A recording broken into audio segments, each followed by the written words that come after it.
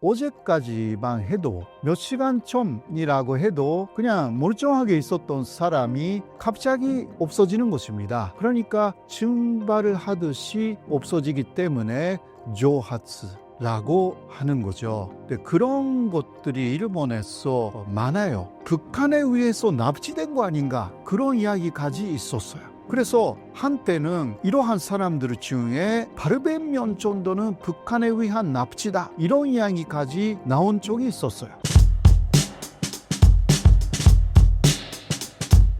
일본에서 매년 수십만 명이 실종된다는 통계의 내용과 화제가 된 이유가 무엇인가요?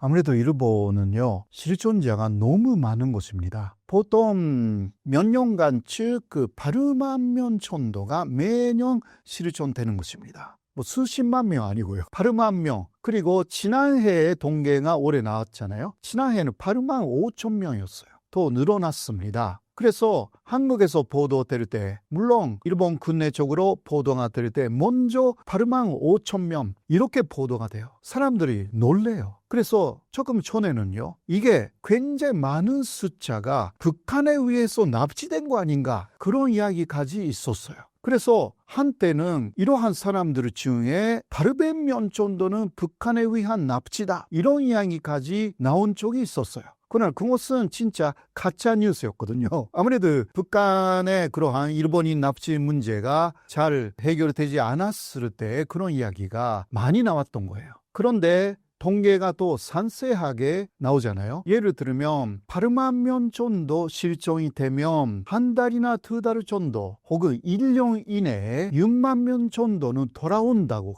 합니다. 그래서 사실상 1년 이상 실존되어 있는 사람들은 2만 명에서 2만 5천 명, 그리고 신고 안 하는 사람들도 있기 때문에 그런 사람들은 1만 명 정도라고 그렇게 생각하고 있어서 결국은 3만 명에서 3만 5천 명 정도가 실제로 실존된다. 이게 그 일본 쪽에 대충 하는 이야기입니다. 자, 먼저 1년 이내에 돌아오는 사람들은 뭐냐라는 것인데 사실상 가출이에요. 쉽게 말해서. 그 가출이라는 것은 아버지나 어머니하고 사이가 안 좋다, 그러니까 그냥 집으로 나가버리는 것입니다. 그런 사람들이 꽤 있거든요. 그거는 부모하고의 관계가 안 좋다라는 사람들을, 예를 들면 청소년도 꽤 있어가지고 예를 들면 13살, 14살의 아이들이, 특히 지방의 아이들이 가출을 해가지고 도쿄에 가서 신주쿠에 모인다.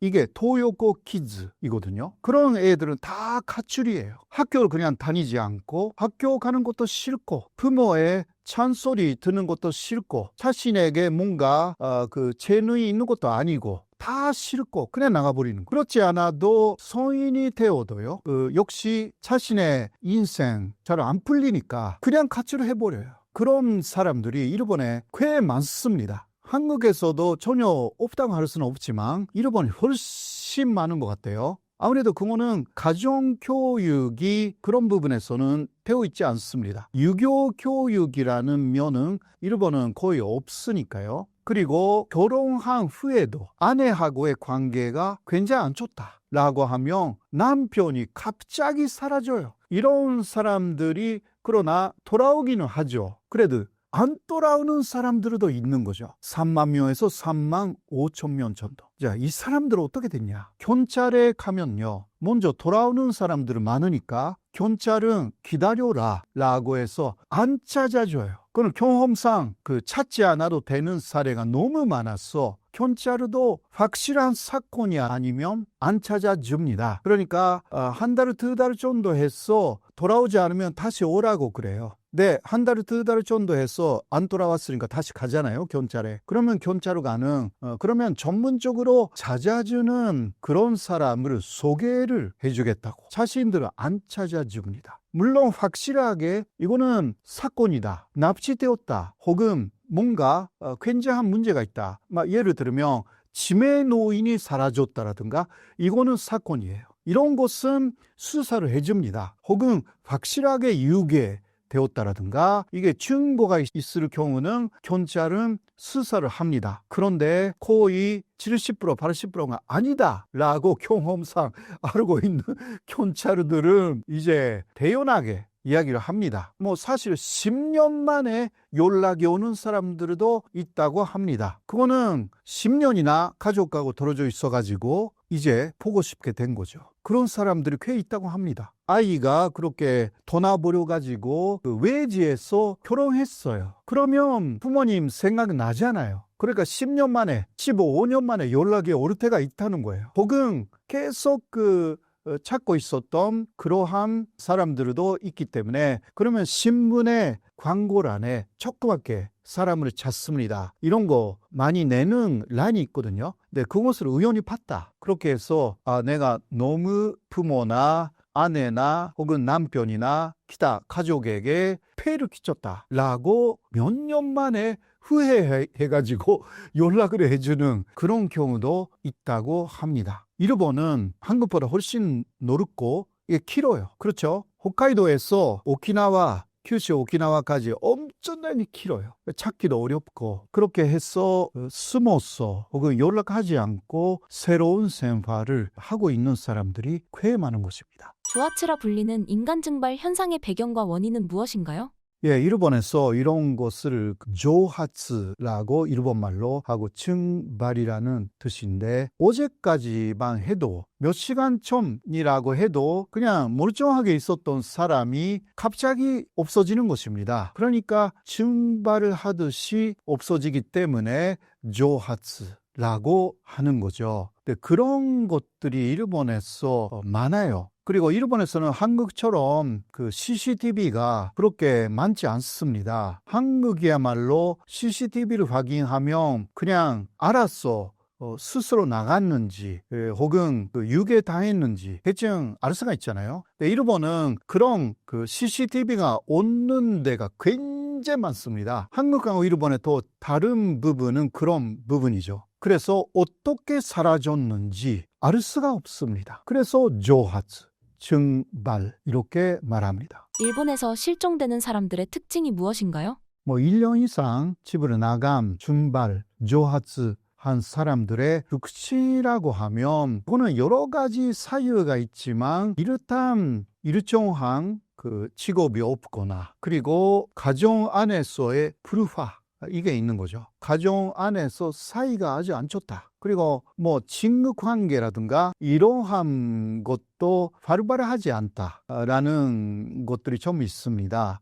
그렇기 때문에 없어졌으니까 친구한테 연락을 해서 알아본다라고 해도 친구가 없는 거예요. 예, 그런 경우가 많습니다. 그래서 본인도 답답하겠죠. 답답하니까 어딘가에 가서 새로운 세상을 찾고 가는 것 같아요. 그러한 분들이 많아요. 일단 바르바르한 성격이 아닌 분들이 많습니다. 그러나 아주 조용하고 모든 것을 참고 견디는 그러한 스타일이죠. 그러나 갑자기 폭발해가지고 그것으로 또 주변에게 폭발해서 화를 내거나 핫소용하거나 그러면 그렇게 없어지지 않습니다. 근데 모든 거 싫다라고 해서 그런 식으로 주변에게 말을 할 수도 없는 그러한 성격인 사람들이 꽤 많다라는 것이 일단 알려져 있습니다. 일본 사회의 높은 사회적 기대와 개인의 자유가 실종 문제에 어떤 영향을 미치나요? 한국도 마찬가지지만 일본에서는 먼저 가정이 예를 들면 아이들에게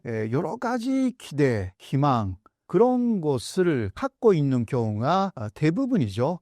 부모가 아이들에게 어떤 기대를 그렇게 갖고 있습니다. 그것은요, 말하지 않아도 예를 들면 학교에서 1등이 돼야 된다. 이거는 한국이 더 많아요. 그러나 일본은 말을 하지 않아도 오히려 아이들이나 그러한 가정 안에 있는 성원 자체가 뭔가 무언의 기대에 보답해줘야 되겠다라는 마음은 항상 갖고 있는 경우가 많습니다. 그게 압박이 돼가지고 못할 경우, 그리고 거기에 여러 가지 사이가 안 좋다라든가 그러한 요인이 겹쳐질 때에 이게 인내 한계에 오는 것 같아요. 물론 성격적인 문제도 없지 않아 있지만, 그러나 성격적인 문제 플러스 그러한 외압이라고 할까? 기대에 대해서 보답을 못하는 그러한 양심의 가책 이런 것이 복합적으로 작용이 돼가지고 그냥 뭐 일본에서 이런 표현을 하거든요. 실이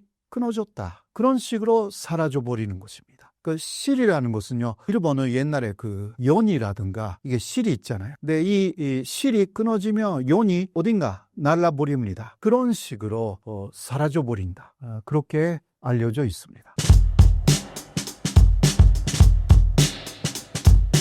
일본에서 매년 10만 명이 실종된다는 통계가 화제가 되는데 이 현상의 주요 원인은 무엇이라고 보시나요? 언제부터 이런 현상이 나타났냐면 1989년 일본의 소위 이제 도쿄 주식이라고 하는 것이 폭락한 사건이 있었습니다. 한마디로 일본의 그 거품 경제가 붕괴되기 시작한 시점인데요. 그때부터 실종자들이 거의 매해 한 10만 명씩 생겼는데 여기서 그냥 단순하게 이 사람들을 실종자라고 하기 좀 어려운 것은 자기가 스스로 자발적으로 실종되는 거예요. 멀쩡하던 사람이 갑자기 어느 날 사라지는 거예요. 싹 찾을 수가 없죠. 그래서 뭐 그 사람들을 찾아주는 업체도 있고 또 거꾸로 자발적 실종을 도와주는 업체도 있어요. 야밤에 이사하는 거를 이제 도와준다든가 신분 세탁을 도와준다든가 뭐 이런 업체들도 있습니다. 일본은 우리랑 달리 이 주민등록증이 없어요. 그래서 신분증이라는 게 있긴 있는데 사진이 부착되지 않는 경우가 많다 그래요. 그러니까 조작이 좀 되는 거죠. 가능한 거죠. 한국과는 달리. 그런 점에서 그걸 활용해서 일본 사람들은 너무 힘들다. 사라지고 싶어. 뿅 하고 사라져버리는 스스로. 이 사람들이 1년에 거의 한 이제 10만 명씩 나온다는 얘기입니다. 조아스라 불리는 의도적 실종은 어떤 심리적 사회적 압박에서 비롯된다고 생각하시나요? 일본 사람들이 제일 무서워하는 것은 이지메입니다. 집단의 압력 혹은 집단의 비난 이런 걸 제일 무서워한다고 보시면 돼요. 한마디로 집단을 제일 무서워한다고 보면 되는데 또 좀 깊이 들어가면 이 집단은 사실 지배층을 의미해요. 지배층을. 제가 얼마 전에 봤던 일본 공포영화, 또 일본 공포영화의 주제가 그런 게 진짜 많은데요. 한번 보시다 보면 한 마을이 있는데 이 마을은 그야말로 꽁꽁 뭉쳐진 어떤 그 마을의 규칙들이 있어요. 뭐 심지어는 종교적인 규칙 같은 것도 있을 때가 있어요. 무슨 축제가 있는데 그때마다 어린아이를 산채로 바쳐야 된다는 이제 그런 마을. 이게 실화에 기초한 건 아닐 수도 있겠지만 어쨌든 일본의 정서를 반영하는 드라마라고 봤을 때 그런 류의 드라마들이 굉장히 많거든요. 그 마을에 딱 가보면 그 마을만의 강고한 어떤 규칙이 있습니다. 사람들이 숨도 못 쉬게 그걸 잘 지켜요. 물론 이제 그 과정에서 개개인들 힘들어하는 모습은 나오죠. 이방인이 들어가서 그 규칙을 깨려면 죽이기까지 하는 그런 이제 드라마들이 많은데 그 규칙을 누가 정하느냐? 그 마을 사람들이 자발적으로 모여서 토론해서 만든 규칙이 아니에요. 보통은 그 마을의 지배층 혹은 뭐 신관 이런 사람들이 정한 규칙들이에요. 그러니까 일본의 집단주의는 사실상 지배층에 의해서 강요된 집단주의라고 봐야 되죠. 그런 점에서. 그래서 일본 사람들이 제일 무서워하는 것은 바로 깊이 들어가면 지배층인 것이고 뭐 표면적으로 느끼기에는 집단이에요. 그 지배층의 의사를 대변하는 마을 사람들이 무서운 거예요. 그래서 이 사람이 사회적 요구가 있어요. 기대나 요구. 일본의 경우는 항상.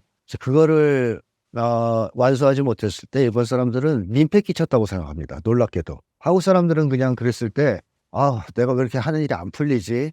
뭐 이렇게 생각하는데 일본 사람들은 민폐를 끼쳤다고 생각하면서 두려워해요. 사람들이 그걸 뭐라 할까 봐. 예를 들면 대학 졸업하고 취직을 못해도 그 청년들이 민폐 끼쳤다고 생각을 한대요. 이런 점에서 이제 일본 사람들이 제일 무서워하는 것은 역시 집단에 대한 두려움이다. 또는 사람에 대한 두려움이다. 이렇게 이제 볼 수 있는데 자, 제가 본 드라마에서도 그런 장면이 나오는데요. 그 마을에서 계속 강요하는 규칙, 질서 이런 게 있으니까 막 싫을 거 아니에요. 답답하고. 그 사람들이 하려고 하는 방법이 뭐냐. 도망치는 겁니다. 사라지는 거예요. 그 마을에서는 안 되는 거죠. 도저히 이걸 바꿀 수도 없고 바꾸다가는 큰일 나고 죽게 생겼으니까 도망쳐버려요. 그러니까 인간 증발도 저는 약간 그쪽이랑 유사하다고 보는데 이 일본 사람들은 사실상은 다 개인주의자이기 때문에 세상을 바꿀 만한 그럴 만한 어떤 연대도 없습니다. 조직도 없고 혼자예요. 이 혼자가 어떻게든 사회적 기대에 부응하려고 노력을 했지만 거기에 이제 도달하지 못했을 때 그 기대에 부응하지 못했을 때 집단의 비난이 쏟아질 게 무섭잖아요. 그 시선도 무섭고 그러니까 그게 너무 두렵고 힘드니까 그냥 사라져버리는 겁니다. 거기서 빠져나가서 아예 다른 데 가면 그런 건 없을 거 아니냐. 날 모르는 사람들이니까 차라리 그런 억압적인 인간관계 이런 거에 있으면 벗어날 수 있는 거 아니냐. 그래서 너무 답답하니까 사라져버리는 거죠. 인간 증발된 사람들이 뭐 모여 사는 동네까지 과거에 있었다 그래요. 인간 증발촌이 있었는데 그게 워낙 안 좋아서 사라졌다는 거죠. 지금은 한때 그런 것까지 있었다고 합니다. 그러니까 뭐 사업하다 망했다든가 직장 내에다 잘렸다든가 취직이 안 된다든가 뭐 이런 식의 사람들, 그러니까 한마디로 사회적 실패자, 약자 뭐 이런 사람들이 인간 증발이 많이 되겠죠. 뭐 잘 나가는 사람들이 굳이 증발될 이유는 별로 없죠. 대체로 그런 사람들, 그러니까 아까 89년 버블 붕괴 이후부터 주식 폭락 이후부터 늘어났다고 말씀드렸던 것을 시사해 주듯이 경제적 실패 같은 걸 했을 때 이제 증발되면 사라져버리는 거예요. 그러니까 한국 같은 경우에 그럴 때 가족을 데려가요. 보통 그러니까 증발 혼자서 증발되지 않아요. 가족 증발이죠. 그러니까 옛날에 일본 식민지 시절에 일제강점기 시절에 먹고 살기 너무 힘드니까 만주 쪽으로 많이 넘어갔습니다. 한국 사람들이. 근데 혼자 안 가요. 가족들과 일가친척을 다 데리고 가요. 그래가지고 그 이동하는 거 보면 막 수십 명이 이동하죠. 야반도주도 그 가족 단위로 하지 그렇게 혼자서는 안 갑니다. 일본 혼자 가요. 이게 뭘 의미하느냐. 일본 사람들의 이 인간적 유대, 그러니까 한국인에 비해서 훨씬 약하다는 거죠. 한국 사람들이 갖고 있는 유대에 비해서 훨씬 약하다. 특히 가족 간의 유대조차 그렇다. 그러니까 한국은 가족 간의 유대가 굉장히 강고한 사람들이라서 좀 가슴 아픈 얘기지만 자살도 같이 합니다. 한국은 동반 자살이라 해가지고 자살도 혼자 안 하고 같이 하는 경우가 많아요. 근데 일본 같은 경우는 개인 간 유대가 굉장히 취약해요. 사실상 개인주의자들이기 때문에. 다만 강요된 집단주의에 의해서 규칙을 잘 지키는 사람들일 뿐이지 사실상은 되게 개인주의자들이에요. 그러니까 이런 사람들이 맺는 인간적 유대는 비상적이죠. 그래서 끊을 수가 있어요. 그러니까 인간 증발이 훨씬 용이하죠. 일본 사회가. 그러니까 이제 취약계층에서 또는 사회적 실패한 사람들 중에서 너무 힘들다. 그랬을 때 한국보다는 인간 증발하기가 쉬운 거예요. 한국은 그럼에도 불구하고 엄마 아빠가 있고 형제가 있고 친구가 있고 뭐 이러니까 증발을 못하는데 일본 사람들은 그게 되게 취약해요. 그게 그러니까 피상적 관계이기 때문에 끊을 수 있는 거죠. 언제라도. 그래서 과감하게 인간 증발을 선택하는 경우가 많다라는 겁니다. 사실 이 경제 문제는 구조적인 문제가 지금 벌써 돼가지고 해결이 잘 안 되고 있는데 그거를 개인들이 사실은 힘을 합쳐서 경제 시스템을 바꾸든지 해야 될 거 아니에요. 계속 지금처럼 어렵게 살 게 아니라. 일본은 단합이 잘 안 되는 나라거든요, 사실. 한국 사람들은 이 단합하면 또 세상에서 1등 정도 할 겁니다. 제가 볼 때는. 뭐 항상 1등 할 것 같아요. 그걸 보여주는 예로 뭐 그런 것도 있죠. 공항 같은 데서 비행기가 연착한다. 뭐 출발 시간이 6시간 정도 늦어졌다고 항공사가 발표하면 서양 사람들, 일본 사람들은 그러려니 해요. 그냥 앉아서 기다립니다. 근데 한국 사람들은 혼자가 아니고 여러 명 있잖아요. 한 5, 6명, 10명. 바로 모여서 뭐 이게 6시간이나 늦어지는데 설명도 안 한다 이놈들이. 무성의하다. 그러면 그 자리에 대책이 만들어요. 한 10명이. 그래가지고 항의해서 이 보상금 타내요. 그러니까 이제 돈 밝혀서는 게 아니고 한국 사람들 잘 뭉친다 이거예요. 그만큼 잘 뭉친다는 거죠. 그래서 어떤 한 그 비행기 스튜디오스가 한 얘기를 봐도 한국인과 일본인의 차이, 뭐 불편하신 거 있습니까? 그러면 서양 사람들은 그냥 대체로 얘기하고 불편한 게 있으면 한국 사람들은 불편한 게 있지만 알아서 해결한대 자기들끼리. 거기 한국 사람들 한 명이 아니니까 여러 명이니까 네, 우리가 알아서 할게요. 그래서 다 해결한다는 거예요. 일본 사람들은 진짜로 웃기는 게 불편한 거 하나도 없다는 거예요. 없습니다. 근데 나중에 비행기에서 내린 다음에 이거 기차기계 하는 거 거기다가 컴플레인 거는 거는 다 일본 사람이래요. 뭐가 안 좋고 뭐가 불편했고 뭐가 기분 나빴고 보면 다 일본 사람이란 거예요. 그래서 그 비행기 승무원이 아니 그 자리에서 얘기는 안 하고 참 재밌는 사람들이다 일본 사람들. 좀 먼저 안 좋게 얘기한 거죠. 그러니까 일본 사람들이 이제 그만큼 그 자리에서 사람이 많아도 단합해서 문제를 해결하는 데에서는 취약해요. 다 개인이에요, 개인.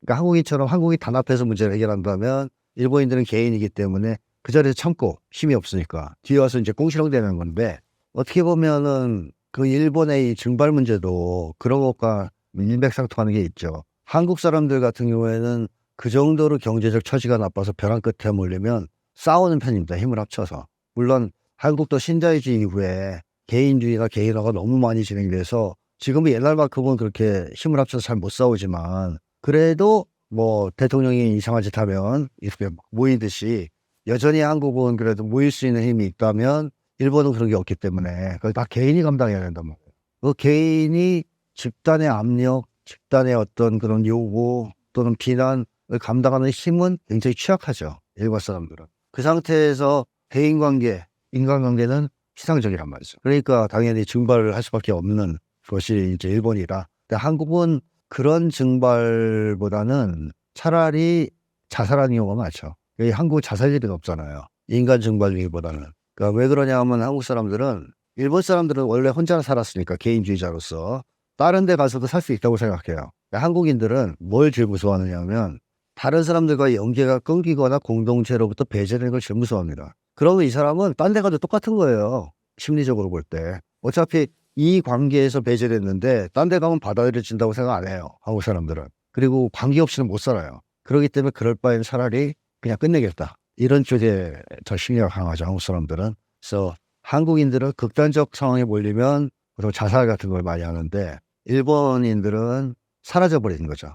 딴 데 가서 살고. 근데 뭐 참고로 말씀드리면 한국인들은 원래 자살을 많이 하는 민족이 아닙니다. 옛날부터 자살을 거의 안 하는 민족으로 알려져 있죠. 서양인들이나 일본 사람들은 개인주의가 강해가지고 개인주의가 드러내는 특유의 그 자살이 있어요. 고독에 의한 자살, 우울에 의한 자살, 뭐 염세 자살, 비관 자살 뭐 이런 것들이 서양도 있었고 과거부터 일본도 많았어요. 근데 한국은 없어요. 그런 자살이 과거에 보면 기록이 하나도 없습니다. 한국인들은 항상 같이 어울려 살았기 때문에 공동체로 외로운 것이나 뭐 불안이라든가 비관, 염세 이런 게 없었어요. 그래서 자살을 안 했던 사람들인데 한국인들이 유일하게 했던 자살은 명예자살밖에 없습니다.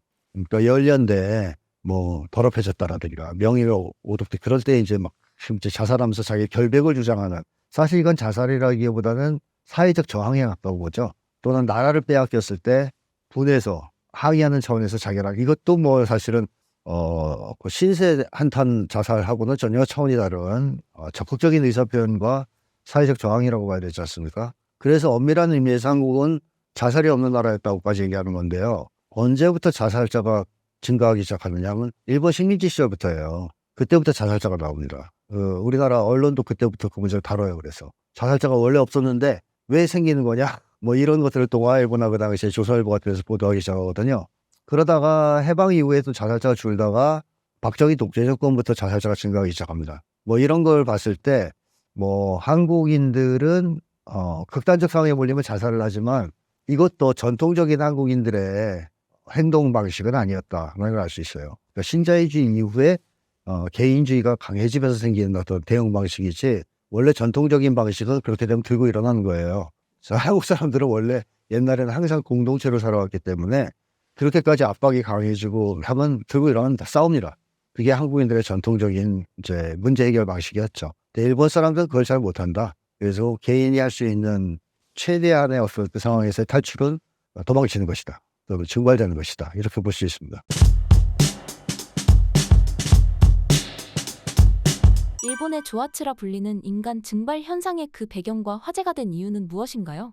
아무래도 몇 해 전에 한국인 젊은이가 일본에 여행을 가서 행방불명이 돼서 그것 때문에 좀 한국에서 좀 크게 화제가 됐던 적이 있었잖아요. 그것 때문에 좀 주목을 받은 게 아닌가 하는 그런 생각이 듭니다. 그 일본에서는 조아츠라는 말이 있는데 증발이라는 그러한 뜻입니다. 그러니까 한자로 증발을 일본어로 읽으면 조아츠라고 읽는데 이게 갑자기 사라진다고 해서 이제 증발이라는 단어를 사용을 하는 건데 일본 경찰청에서 발표한 통계를 보면은 1년에 한 8만 명 정도 8만 명 전후로 해서 행방불명이 벌어진다라는 통계가 있고 그 가운데서 10대하고 20대가 가장 많다라는 통계가 나와 있습니다. 그런데 최근에는 정말 새롭게 70대 이상의 행방불명자가 급격하게 늘어나고 있습니다. 이러한 특징이 있습니다. 최근에는 이 행방불명의 그 원인은 두 가지로 볼 수가 있는데 하나는 경제적인 원인이고 하나는 고령화를 원인으로 들 수가 있습니다. 그리고 행방불명 되는 사람들 가운데서 매년 한 5천 명 정도가 사망한 상태로 발견이 됩니다. 이 사람들이 다 그냥 뭐 살아있는 게 아니라 5천 명 정도가 사망한 상태로 발견됐다는 거는 더 많은 사람들이 더 좀 사망을 했을 수도 있다는 그러한 거겠죠. 그러니까 이 사람들이 어떻게 되어 있는지 알 수가 없는 부분이다 보니까 더 많은 사람들이 죽었을 수도 있고 뭐 어디에 있는지 알 수가 없는 부분이니까 이러한 일들이 벌어지고 있습니다. 아무래도 조아츠라는 증발, 인간 증발이라는 말이 나온 거는 버블 이후에 이러한 말이 나왔다고 볼 수가 있거든요. 아무래도 버블 이후에 갑작스럽게 일본 경제가 추락을 하면서 그 가운데서 이제 일본의 종신고용 뭐 이러한 것도 무너지게 되고 퇴직하는 사람들, 회사에서 잘리는 사람들 많아지고 그리고 정규직이 아닌 비정규직의 비율이 굉장히 높아지게 되고 하다 보니까 좀 경제적인 부분에서 이러한 것들을 견디지 못하고 이제 이제 사라지는 이러한 부분에서 이제 행방불명되는 사람들이 크게 늘어났다고 볼 수가 있습니다. 그러니까 이러한 사람들이 굉장히 많다 보니까 이러한 사람들을 위해서 존재하는 이삿짐 센터도 존재합니다. 보통은 뭐 낮에 도망가지는 않을 거 아니에요. 이제 밤에 사라지기 때문에 이제 오밤중에 이삿짐 센터가 와서 이제 전문적으로 좀 돈을 더 많이 받고 이사를 도와주는 그런 이삿짐 센터가 존재하기도 하고, 또 하나는 이 사람들이 이제 다른 쪽으로 가서 신분 세탁을 하는 사람들도 굉장히 많습니다. 최근에는 마이넘버 카드라는 게 등장을 해서 우리나라의 주민등록증하고 똑같은 마이넘버 카드가 만들어진 지 한 10년 정도 됐거든요. 마이넘버 카드가 만들어지면서 아무래도 신분 세탁이 예전처럼은 뭐 그렇게 쉽지는 않겠지만, 그럼에도 불구하고 일본 같은 경우는 신분 세탁 마음만 먹으면은 굉장히 쉽게 할 거라고 생각을 합니다. 일본에서는 명함이 하나의 신분증으로도 사용이 되거든요. 그러다 보니까 마음만 먹으면은 굉장히 쉽게 비교적 그 신분 세탁을 할 수가 있을 겁니다. 일본에서 실종되는 사람들의 특징이 무엇인가요? 아까도 말씀드렸듯이 일본에서 사라지는 사람들의 특징은 경제적 이유 그리고 고령화를 들 수가 있습니다. 경제적 이유는 아까 말씀드렸듯이 갑작스런 뭐 퇴직, 회사에서 잘리고 비정규직이 되고 뭐 수입이 줄어들고 뭐 사업이 망하고 이러다 보니까 거기서 오는 박탈감, 뭐 그러한 것들을 이기지 못하고 이제 사라져버리는 그러한 일들이 많이 있는 거고, 한 가지 제 그 경험담을 들려드린다면은 제 일본인 친구가 있는데 이 친구는 사라진 건 아니에요. 조금은 다르긴 한데, 제가 일본에 가면은 친하게 지내는 동갑내기 친구가 있거든요. 그래서 항상 일본에 가서 좀 그 친구랑 재밌게 놀고 하는 그 멤버들이 있습니다. 그 멤버가 있는데 그 친하게 지내는 동갑내기 친구한테 항상 일본에 가기 전에 연락을 해요. 야, 나 다음 주에 간다. 그러면 이제 만나서 같이 놀고 하는데, 어느 날 갑자기 나 다음 주에 가 라고 라인 메시지를 보냈는데 읽지를 않는 거예요. 답장이 없어요. 그래서 뭔가 이상하다 싶었거든요. 근데 그 친구가 아무래도 일본어로 말하면은 좀 양키스러운, 한국어로 한다면은 뭐라고 하면 좋을까? 좀 불량스러운 좀 그런 느낌의 친구예요. 그래서 느낌이 딱 왔죠. 아, 얘가 뭔가 사고를 쳤구나 라는 느낌이 딱 들었어요. 그래서 일본에 갔어요. 그래서 바로 그 친구의 여자친구를 찾아갔습니다.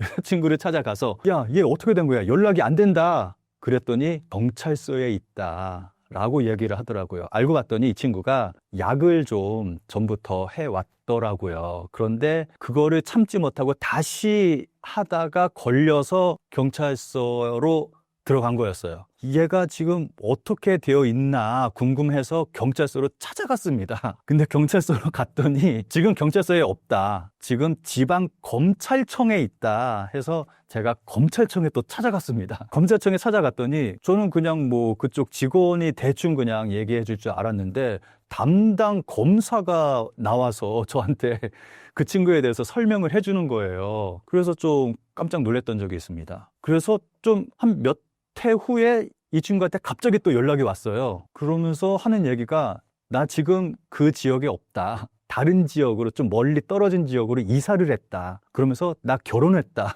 여기서 잘 살고 있다. 라고 이야기를 하더라고요. 그러니까 이 친구는 뭐 증발은 아니긴 한데 어떻게 보면은 이제 그 지역에서 문제를 일으키고 다른 지역으로 이제 이사를 해서 그쪽에서 이제 정착을 하고 살고 있는 거죠. 근데 이 친구 같은 경우는 이제 결혼도 하고 해서 어떻게 보면 뭐 잘 살고 있는 거죠. 예, 그런 좀 사례가 있습니다. 예, 뭐 어떻게 보면 좀 비슷하다고 볼 수가 있는 거죠. 그 사회에서 좀 문제가 있다 싶으면은 이제 사라지는, 다른 쪽으로 이제 이사를 하고 하는 경우가 이제 일본에서는 뭐 흔하게 벌어지는 그러한 일들이죠. 그리고 또 하나의 예가 고령화라고 제가 말씀을 드렸잖아요. 일본 사회는 급격하게 고령화가 된 사회고 하다 보니까 치매 노인들이 굉장히 많이 늘어나고 있습니다. 그래서 지금 일본에서 그 행방불명이라고 이야기를 한다면은 이 경제적인 문제보다는 치매 노인 얘기를 가장 먼저 하고 있습니다. 현재 일본 언론에서는 굉장히 많이 나오고 있는 얘기가 치매 노인들의 행방불명에 대한 기사가 정말 많이 나오고 있거든요. 그래서 하나의 사회 문제가 되고 있습니다. 그래서 일본에서 지금 현재 시점에서 일본에서 행방불명은 곧 치매 노인에 대한 행방불명이라고 이야기를 해도 될 정도로 현재는 치매 노인들의 행방불명이 중심이 되고 있습니다. 일본 사회의 높은 사회적 기대와 개인의 자유가 실종 문제에 어떤 영향을 미치나요? 아무래도 일본 같은 경우는 아까도 말씀드렸지만 사람들의 시선을 굉장히 중요하게 생각을 합니다. 일본의 속담이 있는데 그 여행지에서의 부끄러움은 그 현지에 두고 와라. 그런 속담이 있습니다. 그러니까 여행지에서 부끄러운 일을 이제 일본에서는 할 수 없는 현지에서 자기가 살고 있는 곳에서 할 수 없는 그러한 부끄러운 행동을 다 하고 그 부끄러움은 거기다 두고 돌아와라. 여기서는 할 수 없으니까 그 여행지에서 해라. 그만큼 그 자기가 살고 있는 곳에서의 어떠한 그 자신의 모습을 중요하게 생각하는 거죠. 이거는 해외여행을 가면은 볼 수가 있는 모습인데 일본 현지에서 보는 일본인과 해외에서 보는 일본인의 모습은 좀 차이가 있습니다. 아무래도 해외다 보니까 일본에서 할 수 없는 그러한 행동들을 하는 일본인들을 좀 볼 수가 있거든요. 좀 자유롭게 아무래도 좀 뭐라 그럴까? 일본에서는 이제 메이와쿠 가케나이, 이제 민폐를 끼치지 않는다. 뭐 이런 것들 있잖아요. 그러니까 그러한 행동들을 해외에서는 좀 하는 그러한 경향을 좀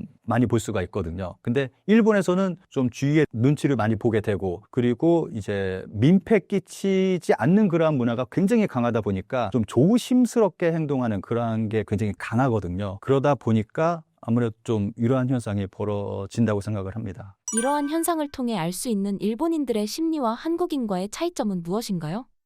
이것도 뭐 똑같다고 생각을 합니다. 눈치 보는 문화, 일본 같은 경우는. 일본의 속담 중에서 빨간 신호등도 함께 건너면 무섭지 않다라는 그 속담이 있거든요. 혼자 건너면은 좀 눈치도 보이고 무서운데 다 같이 건너면은 무섭지 않다.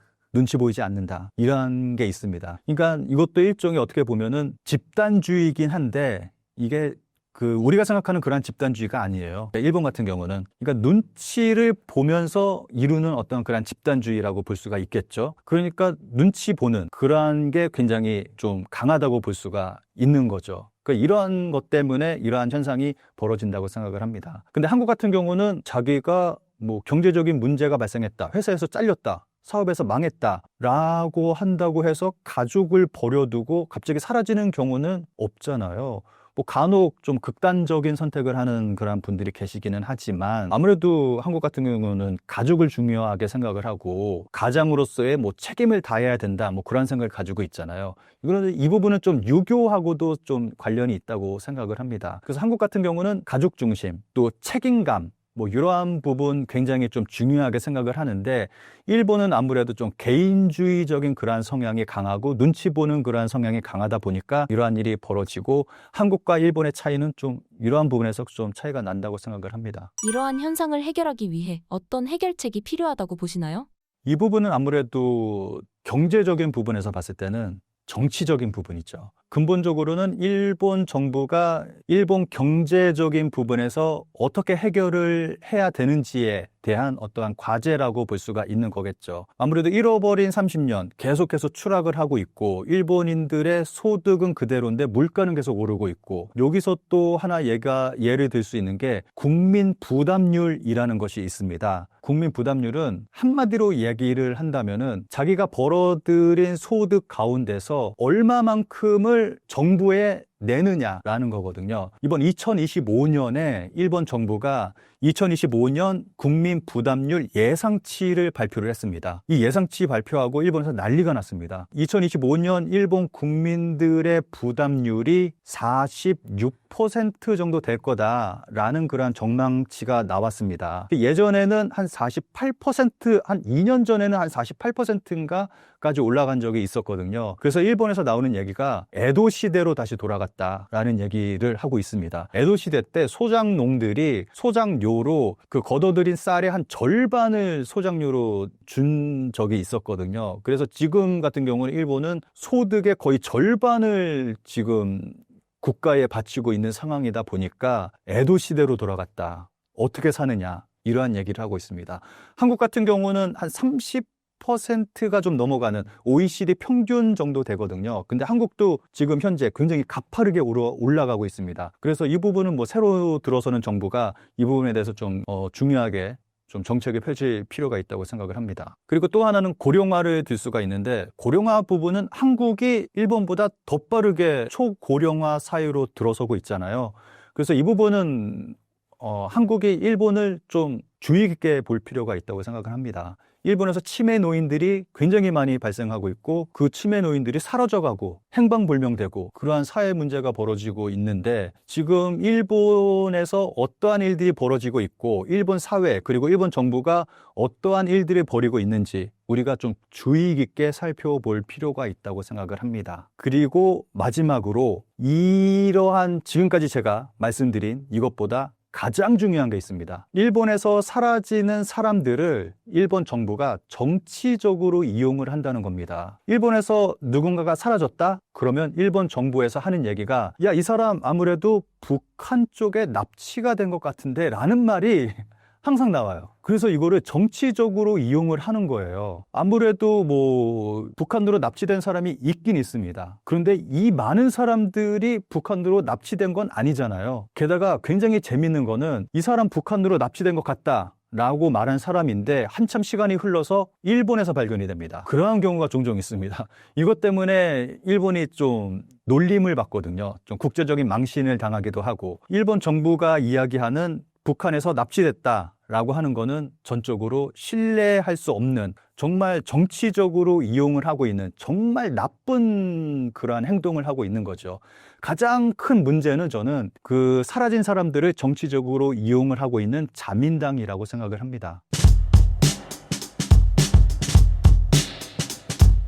일본에서 매년 수십만 명이 실종된다는 통계의 내용과 화제가 된 이유가 무엇인가요?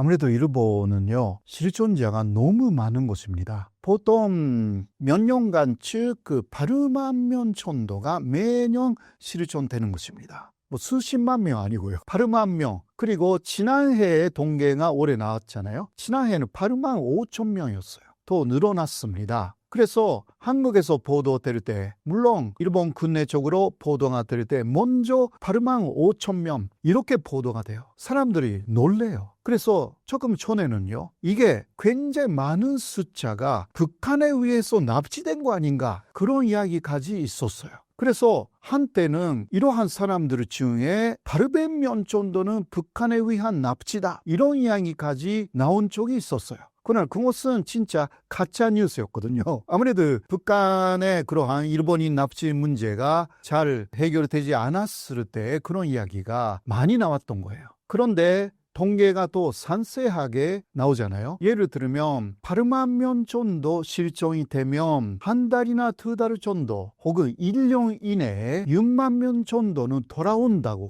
합니다. 그래서 사실상 1년 이상 실존되어 있는 사람들은 2만 명에서 2만 5천 명, 그리고 신고 안 하는 사람들도 있기 때문에 그런 사람들은 1만 명 정도라고 그렇게 생각하고 있어서 결국은 3만 명에서 3만 5천 명 정도가 실제로 실존된다. 이게 그 일본 쪽에 대충 하는 이야기입니다. 자, 먼저 1년 이내에 돌아오는 사람들은 뭐냐라는 것인데, 사실상 가출이에요. 쉽게 말해서. 그 가출이라는 것은 아버지나 어머니하고 사이가 안 좋다, 그러니까 그냥 집으로 나가버리는 것입니다. 그런 사람들이 꽤 있거든요. 그거는 부모하고의 관계가 안 좋다라는 사람들은, 예를 들면 청소년도 꽤 있어가지고 예를 들면 13살, 14살의 아이들이, 특히 지방의 아이들이 가출을 해가지고 도쿄에 가서 신주쿠에 모인다.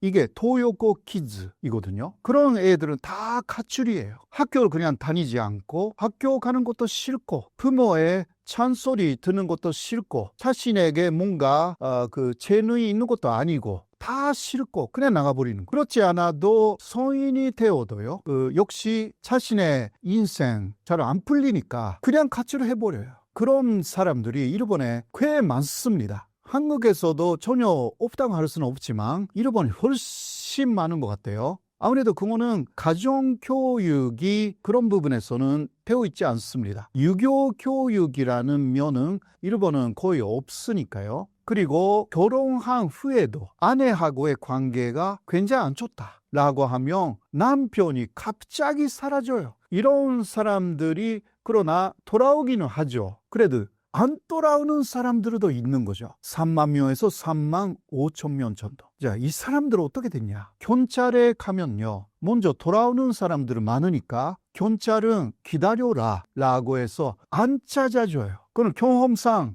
찾지 않아도 되는 사례가 너무 많았어. 경찰도 확실한 사건이 아니면 안 찾아줍니다. 그러니까 한 달, 두 달 정도 해서 돌아오지 않으면 다시 오라고 그래요. 네, 한 달, 두 달 정도 해서 안 돌아왔으니까 다시 가잖아요, 경찰에. 그러면 경찰관은 그러면 전문적으로 찾아주는 그런 사람을 소개를 해주겠다고. 자신들은 안 찾아줍니다. 물론 확실하게 이거는 사건이다, 납치되었다, 혹은 뭔가 굉장한 문제가 있다. 예를 들면 치매 노인이 사라졌다라든가 이거는 사건이에요. 이런 것은 수사를 해줍니다. 혹은 확실하게 유괴 되었다라든가 이게 증거가 있을 경우는 경찰은 수사를 합니다. 그런데 거의 70%, 80%가 아니다라고 경험상 알고 있는 경찰들은 이제 대연하게 이야기를 합니다. 사실 10년 만에 연락이 오는 사람들도 있다고 합니다. 그거는 10년이나 가족하고 떨어져 있어가지고 이제 보고 싶게 된 거죠.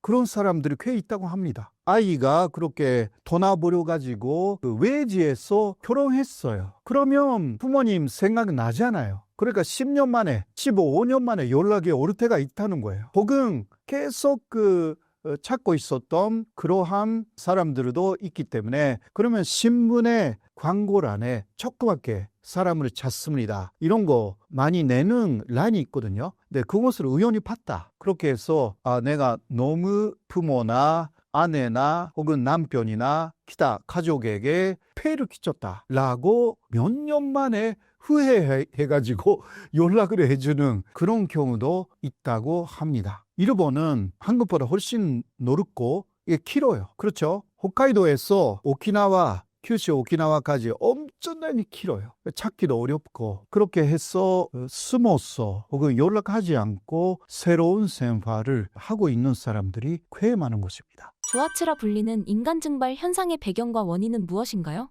예, 일본에서 이런 것을 조하츠라고 일본말로 하고 증발이라는 뜻인데 어제까지만 해도 몇 시간 전이라고 해도 그냥 멀쩡하게 있었던 사람이 갑자기 없어지는 것입니다. 그러니까 증발을 하듯이 없어지기 때문에 조하츠라고 하는 거죠. 근데 그런 것들이 일본에서 많아요. 그리고 일본에서는 한국처럼 CCTV가 그렇게 많지 않습니다. 한국이야말로 CCTV를 확인하면 그냥 알았어.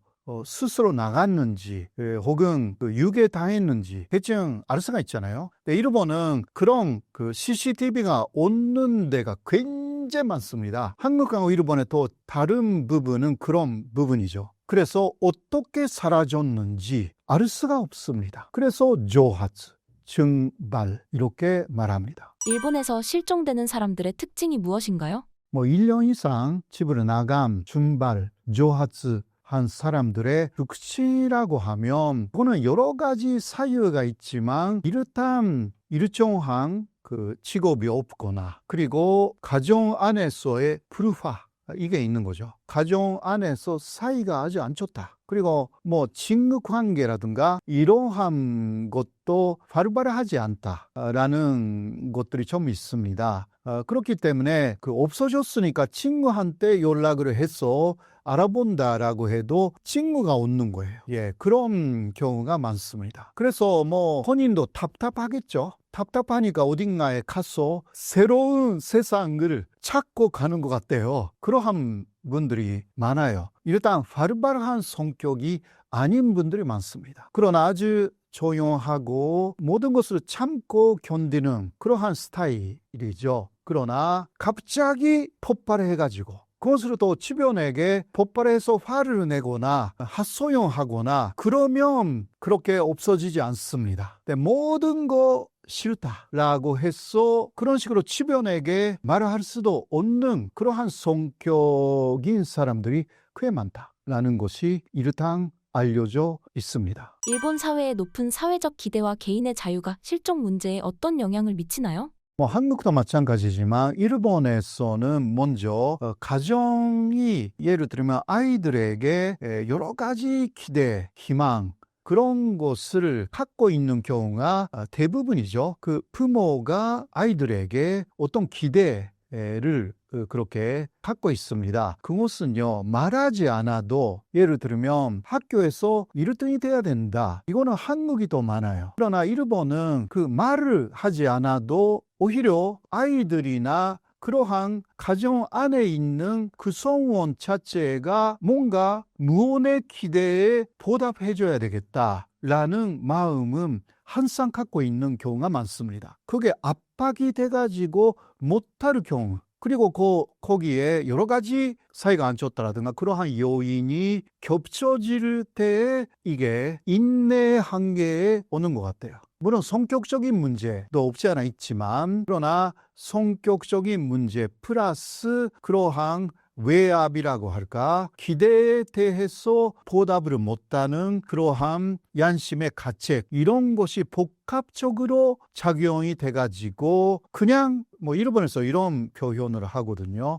실이 끊어졌다. 그런 식으로 사라져 버리는 것입니다. 그 실이라는 것은요, 일본은 옛날에 그 연이라든가 이게 실이 있잖아요. 근데 이 실이 끊어지면 연이 어딘가 날라버립니다. 그런 식으로 사라져 버린다. 그렇게 알려져 있습니다. 일본에서 매년 10만 명이 실종된다는 통계가 화제가 되는데 이 현상의 주요 원인은 무엇이라고 보시나요? 언제부터 이런 현상이 나타났냐면 1989년 일본의 소위 이제 도쿄 주식이라고 하는 것이 폭락한 사건이 있었습니다. 한마디로 일본의 그 거품 경제가 붕괴되기 시작한 시점인데요. 그때부터 실종자들이 거의 매해 한 10만 명씩 생겼는데 여기서 그냥 단순하게 이 사람들을 실종자라고 하기 좀 어려운 것은 자기가 스스로 자발적으로 실종되는 거예요. 멀쩡하던 사람이 갑자기 어느 날 사라지는 거예요. 싹 찾을 수가 없죠. 그래서 그 사람들을 찾아주는 업체도 있고 또 거꾸로 자발적 실종을 도와주는 업체도 있어요. 야밤에 이사하는 거를 이제 도와준다든가 신분 세탁을 도와준다든가 이런 업체들도 있습니다. 일본은 우리랑 달리 이 주민등록증이 없어요. 그래서 신분증이라는 게 있긴 있는데 사진이 부착되지 않는 경우가 많다 그래요. 그러니까 조작이 좀 되는 거죠. 가능한 거죠. 한국과는 달리. 그런 점에서 그걸 활용해서 일본 사람들은 너무 힘들다. 사라지고 싶어. 뿅 하고 사라져버리는 스스로. 이 사람들이 1년에 거의 한 10만 명씩 나온다는 얘기입니다. 조아스라 불리는 의도적 실종은 어떤 심리적 사회적 압박에서 비롯된다고 생각하시나요? 일본 사람들이 제일 무서워하는 것은 이지메입니다. 집단의 압력 혹은 집단의 비난 이런 걸 제일 무서워한다고 보시면 돼요. 한마디로 집단을 제일 무서워한다고 보면 되는데 또 좀 깊이 들어가면 이 집단은 사실 지배층을 의미해요. 지배층을. 제가 얼마 전에 봤던 일본 공포영화도 일본 공포영화의 주제가 그런 게 진짜 많은데요. 한번 보시다 보면 한 마을이 있는데 이 마을은 그야말로 꽁꽁 뭉쳐진 어떤 그 마을의 규칙들이 있어요. 심지어는 종교적인 규칙 같은 것도 있을 때가 있어요. 무슨 축제가 있는데 그때마다 어린아이를 산채로 바쳐야 된다는 이제 그런 마을. 이게 실화에 기초한 건 아닐 수도 있겠지만 어쨌든 일본의 정서를 반영하는 드라마라고 봤을 때 그런 류의 드라마들이 굉장히 많거든요. 그 마을에 딱 가보면 그 마을만의 강고한 어떤 규칙이 있습니다. 사람들이 숨도 못 쉬게 그걸 잘 지켜요. 물론 이제 그 과정에서 개개인들 힘들어하는 모습은 나오죠. 그래서 이방인이 들어가서 그 규칙을 깨려고 하면 죽이기까지 하는 그런 이제 드라마들이 많은데 그 규칙을 누가 정하느냐? 그 마을 사람들이 자발적으로 모여서 토론해서 만든 규칙이 아니에요. 보통은 그 마을의 지배층 혹은 신관 이런 사람들이 정한 규칙들이에요. 그러니까 일본의 집단주의는 사실상 지배층에 의해서 강요된 집단주의라고 봐야 되죠. 그런 점에서. 그래서 일본 사람들이 제일 무서워하는 것은 바로 깊이 들어가면 지배층인 것이고 표면적으로 느끼기에는 집단이에요. 그 지배층의 의사를 대변하는 마을 사람들이 무서운 거예요. 그래서 이 사람이 사회적 요구가 있어요. 기대나 요구. 일본의 경우는 항상. 그래서 그거를 완수하지 못했을 때 일본 사람들은 민폐 끼쳤다고 생각합니다. 놀랍게도. 한국 사람들은 그냥 그랬을 때 내가 왜 이렇게 하는 일이 안 풀리지? 뭐 이렇게 생각하는데 일본 사람들은 민폐를 끼쳤다고 생각하면서 두려워해요. 사람들이 그걸 뭘 할까 봐. 예를 들면 대학 졸업하고 취직을 못해도 그 청년들이 민폐 끼쳤다는 생각을 한대요. 이런 점에서 이제 일본 사람들이 제일 무서워하는 것은 역시 집단에 대한 두려움이다. 또는 사람에 대한 두려움이다. 이렇게 이제 볼 수 있는데, 자, 제가 본 드라마에서도 그런 장면이 나오는데요.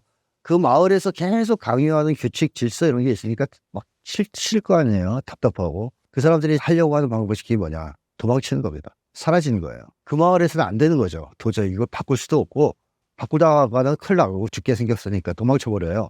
그러니까 인간 증발도 저는 약간 그쪽이랑 유사하다고 보는데, 이 일본 사람들은 사실상은 다 개인주의자이기 때문에 세상을 바꿀 만한 그럴 만한 어떤 연대도 없습니다. 조직도 없고 혼자예요. 이 혼자가 어떻게든 사회적 기대에 부응하려고 노력을 했지만 거기에 이제 도달하지 못했을 때, 그 기대에 부응하지 못했을 때 집단의 비난이 쏟아질 게 무섭잖아요. 그 시선도 무섭고. 그러니까 그게 너무 두렵고 힘드니까 그냥 사라져버리는 겁니다. 거기서 빠져나갔어. 아예 다른 데 가면 그런 건 없을 거 아니냐. 날 모르는 사람들이니까 차라리 그런 억압적인 인간관계 이런 거에서 벗어날 수 있는 거 아니냐. 그래서 너무 답답하니까 사라져버린 거죠. 그래서 인간 증발된 사람들이 뭐 모여 사는 동네까지 과거에 있었다 그래요.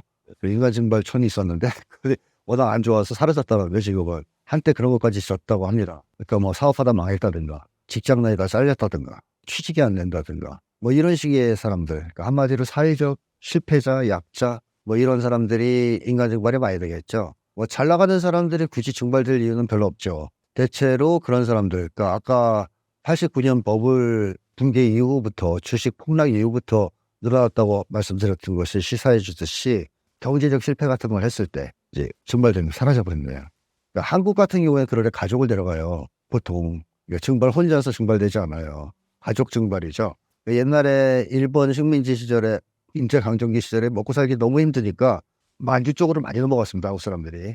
근데 혼자 안 가요. 가족들과 일가친척을 다 데리고 가요. 그래가지고 그 이동하는 거 보면 막 수십 명이 이동하죠. 야반도주도 그 가족 단위로 하지 그렇게 혼자서는 안 갑니다. 일본 혼자 가요. 이게 뭘 의미하느냐. 일본 사람들의 이 인간적 유대, 그러니까 한국인에 비해서 훨씬 약하다는 거죠. 한국 사람들이 갖고 있는 유대에 비해서 훨씬 약하다. 특히 가족 간의 유대조차 그렇다. 그러니까 한국은 가족 간의 유대가 굉장히 강고한 사람들이라서 좀 가슴 아픈 얘기지만 자살도 같이 합니다. 한국은 동반 자살이라 해가지고 자살도 혼자 안 하고 같이 하는 경우가 많아요. 근데 일본 같은 경우는 개인 간 유대가 굉장히 취약해요. 사실상 개인주의자들이기 때문에. 다만 강요된 집단주의에 의해서 규칙을 잘 지키는 사람들일 뿐이지 사실상은 되게 개인주의자들이에요. 그러니까 이런 사람들이 맺는 인간적 유대는 비상적이죠. 그래서 끊을 수가 있어요. 그러니까 인간 증발이 훨씬 용이하죠. 일본 사회가. 그러니까 이제 취약계층에서 또는 사회적 실패한 사람들 중에서 너무 힘들다.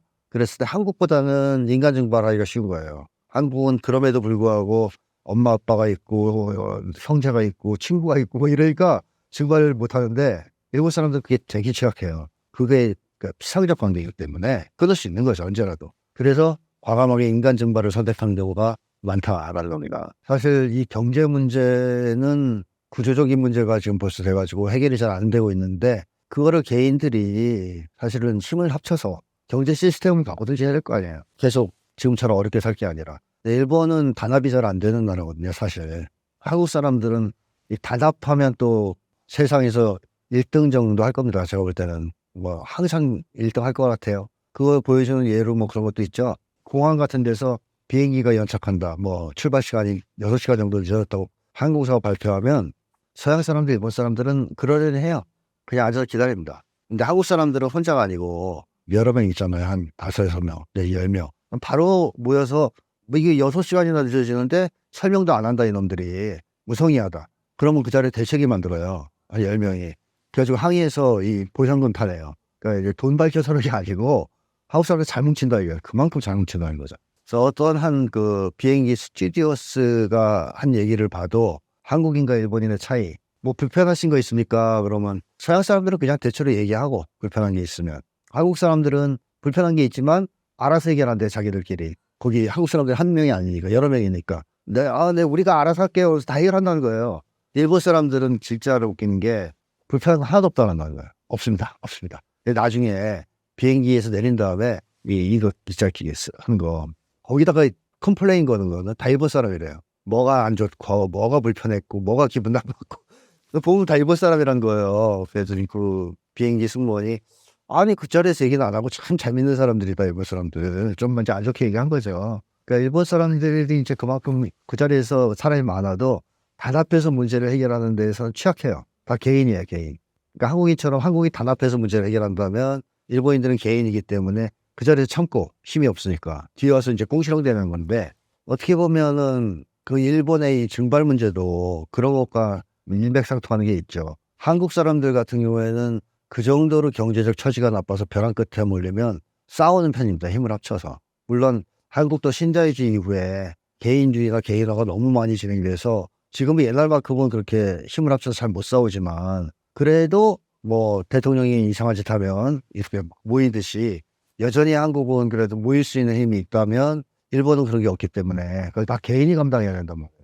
그 개인이 집단의 압력, 집단의 어떤 그런 요구 또는 비난을 감당하는 힘은 굉장히 취약하죠. 일본 사람들은. 그 상태에서 대인관계, 인간관계는 피상적이란 말이죠. 그러니까 당연히 증발을 할 수밖에 없는 것이 이제 일본이라. 근데 한국은 그런 증발보다는 차라리 자살하는 경우가 많죠. 한국은 자살 일이 없잖아요. 인간 증발보다는. 그러니까 왜 그러냐 하면 한국 사람들은 일본 사람들은 원래 혼자 살았으니까 개인주의자로서 다른 데 가서도 살 수 있다고 생각해요. 그러니까 한국인들은 뭘 제일 무서워하느냐 하면 다른 사람들과의 연계가 끊기거나 공동체로부터 배제되는 걸 제일 무서워합니다. 그러면 이 사람은 딴 데 가도 똑같은 거예요. 심리적으로 볼 때. 어차피 이 관계에서 배제됐는데 딴 데 가면 받아들여진다고 생각 안 해요. 한국 사람들은. 그리고 관계 없이는 못 살아요. 그렇기 때문에 그럴 바에는 차라리 그냥 끝내겠다. 이런 쪽에 더 심리가 강하죠. 한국 사람들은. 그래서 한국인들은 극단적 상황에 몰리면 보통 자살 같은 걸 많이 하는데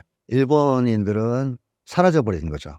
딴 데 가서 살고. 근데 뭐 참고로 말씀드리면 한국인들은 원래 자살을 많이 하는 민족이 아닙니다. 옛날부터 자살을 거의 안 하는 민족으로 알려져 있죠. 서양인들이나 일본 사람들은 개인주의가 강해가지고 개인주의가 드러내는 특유의 그 자살이 있어요. 고독에 의한 자살, 우울에 의한 자살, 뭐 염세 자살, 비관 자살 뭐 이런 것들이 서양도 있었고 과거부터 일본도 많았어요. 근데 한국은 없어요. 그런 자살이 과거에 보면 기록이 하나도 없습니다. 한국인들은 항상 같이 어울려 살았기 때문에 공동체로 외로운 것이나 뭐 불안이라든가 비관, 염세 이런 게 없었어요. 그래서 자살을 안 했던 사람들인데 한국인들이 유일하게 했던 자살은 명예자살밖에 없습니다. 그러니까 연련대 뭐 더럽혀졌다라든가 명예가 오독돼 그럴 때 이제 막 이제 자살하면서 자기 결백을 주장하는 사실 이건 자살이라기보다는 사회적 저항에 가까운 거죠.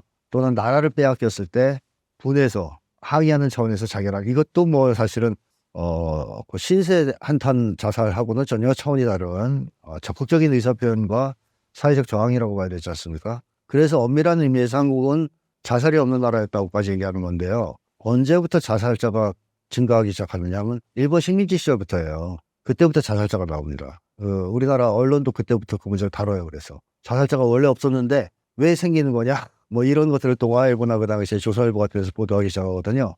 그러다가 해방 이후에도 자살자가 줄다가 박정희 독재 정권부터 자살자가 증가하기 시작합니다. 뭐 이런 걸 봤을 때 뭐 한국인들은 극단적 상황에 몰리면 자살을 하지만 이것도 전통적인 한국인들의 행동 방식은 아니었다. 그런 걸 알 수 있어요. 그러니까 신자유주의 이후에 개인주의가 강해지면서 생기는 어떤 대응 방식이지 원래 전통적인 방식은 그렇게 되면 들고 일어나는 거예요. 그래서 한국 사람들은 원래 옛날에는 항상 공동체로 살아왔기 때문에 그렇게까지 압박이 강해지고 하면 들고 일어나면 다 싸웁니다. 그게 한국인들의 전통적인 이제 문제 해결 방식이었죠. 근데 일본 사람들은 그걸 잘 못한다. 그래서 개인이 할 수 있는 최대한의 어떤 그 상황에서의 탈출은 도망치는 것이다. 또 증발되는 것이다. 이렇게 볼 수 있습니다.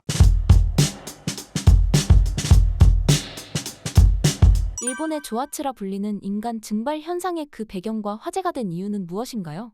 아무래도 몇 해 전에 한국인 젊은이가 일본에 여행을 가서 행방불명이 돼서 그것 때문에 좀 한국에서 좀 크게 화제가 됐던 적이 있었잖아요. 그것 때문에 좀 주목을 받은 게 아닌가 하는 그런 생각이 듭니다. 그 일본에서는 조아츠라는 말이 있는데 증발이라는 그러한 뜻입니다. 그러니까 한자로 증발을 일본어로 읽으면 조아츠라고 읽는데 이게 갑자기 사라진다고 해서 이제 증발이라는 단어를 사용을 하는 건데 일본 경찰청에서 발표한 통계를 보면은 1년에 한 8만 명 정도 8만 명 전후로 해서 행방불명이 벌어진다라는 통계가 있고 그 가운데서 10대하고 20대가 가장 많다라는 통계가 나와 있습니다. 그런데 최근에는 정말 새롭게 70대 이상의 행방불명자가 급격하게 늘어나고 있습니다. 이러한 특징이 있습니다. 최근에는 이 행방불명의 그 원인은 두 가지로 볼 수가 있는데 하나는 경제적인 원인이고 하나는 고령화를 원인으로 들 수가 있습니다. 그리고 행방불명 되는 사람들 가운데서 매년 한 5천 명 정도가 사망한 상태로 발견이 됩니다. 그 사람들이 다 그냥 뭐 살아있는 게 아니라 5천 명 정도가 사망한 상태로 발견됐다는 거는 더 많은 사람들이 더 좀 사망을 했을 수도 있다는 그러한 거겠죠. 그러니까 이 사람들이 어떻게 되어 있는지 알 수가 없는 부분이다 보니까 더 많은 사람들이 죽었을 수도 있고 뭐 어디에 있는지 알 수가 없는 부분이니까 이러한 일들이 벌어지고 있습니다. 아무래도 조아츠라는 증발, 인간 증발이라는 말이 나온 거는 버블 이후에 이러한 말이 나왔다고 볼 수가 있거든요. 아무래도 버블 이후에 갑작스럽게 일본 경제가 추락을 하면서 그 가운데서 이제 일본의 종신고용 뭐 이러한 것도 무너지게 되고 퇴직하는 사람들, 회사에서 잘리는 사람들 많아지고 그리고 정규직이 아닌 비정규직의 비율이 굉장히 높아지게 되고 하다 보니까 좀 경제적인 부분에서 이러한 것들을 견디지 못하고 이제 조아츠, 이제 사라지는 이러한 부분에서 이제 행방불명되는 사람들이 크게 늘어났다고 볼 수가 있습니다. 그러니까 이러한 사람들이 굉장히 많다 보니까 이러한 사람들을 위해서 존재하는 이삿짐 센터도 존재합니다. 보통은 뭐 낮에 도망가지는 않을 거 아니에요. 이제 밤에 사라지기 때문에 이제 오밤중에 이삿짐 센터가 와서 이제 전문적으로 좀 돈을 더 많이 받고 이사를 도와주는 그런 이삿짐 센터가 존재하기도 하고 또 하나는 이 사람들이 이제 다른 쪽으로 가서 신분 세탁을 하는 사람들도 굉장히 많습니다. 최근에는 마이넘버 카드라는 게 등장을 해서 우리나라의 주민등록증하고 똑같은 마이넘버 카드가 만들어진 지 한 10년 정도 됐거든요. 마이넘버 카드가 만들어지면서 아무래도 신분 세탁이 예전처럼은 뭐 그렇게 쉽지는 않겠지만 그럼에도 불구하고 일본 같은 경우는 신분 세탁 마음만 먹으면은 굉장히 쉽게 할 거라고 생각을 합니다. 일본에서는 명함이 하나의 신분증으로도 사용이 되거든요. 그러다 보니까 마음만 먹으면은 굉장히 쉽게 비교적 그 신분 세탁을 할 수가 있을 겁니다. 일본에서 실종되는 사람들의 특징이 무엇인가요? 아까도 말씀드렸듯이 일본에서 사라지는 사람들의 특징은 경제적 이유 그리고 고령화를 들 수가 있습니다. 경제적 이유는 아까 말씀드렸듯이 갑작스런 뭐 퇴직, 회사에서 잘리고 비정규직이 되고 뭐 수입이 줄어들고 뭐 사업이 망하고 이러다 보니까 거기서 오는 박탈감 뭐 그러한 것들을 이기지 못하고 이제 사라져버리는 그러한 일들이 많이 있는 거고 한 가지 제 그 경험담을 들려드린다면은 제 일본인 친구가 있는데 이 친구는 사라진 건 아니에요. 조금은 다르긴 한데 제가 일본에 가면은 친하게 지내는 동갑내기 친구가 있거든요. 그래서 항상 일본에 가서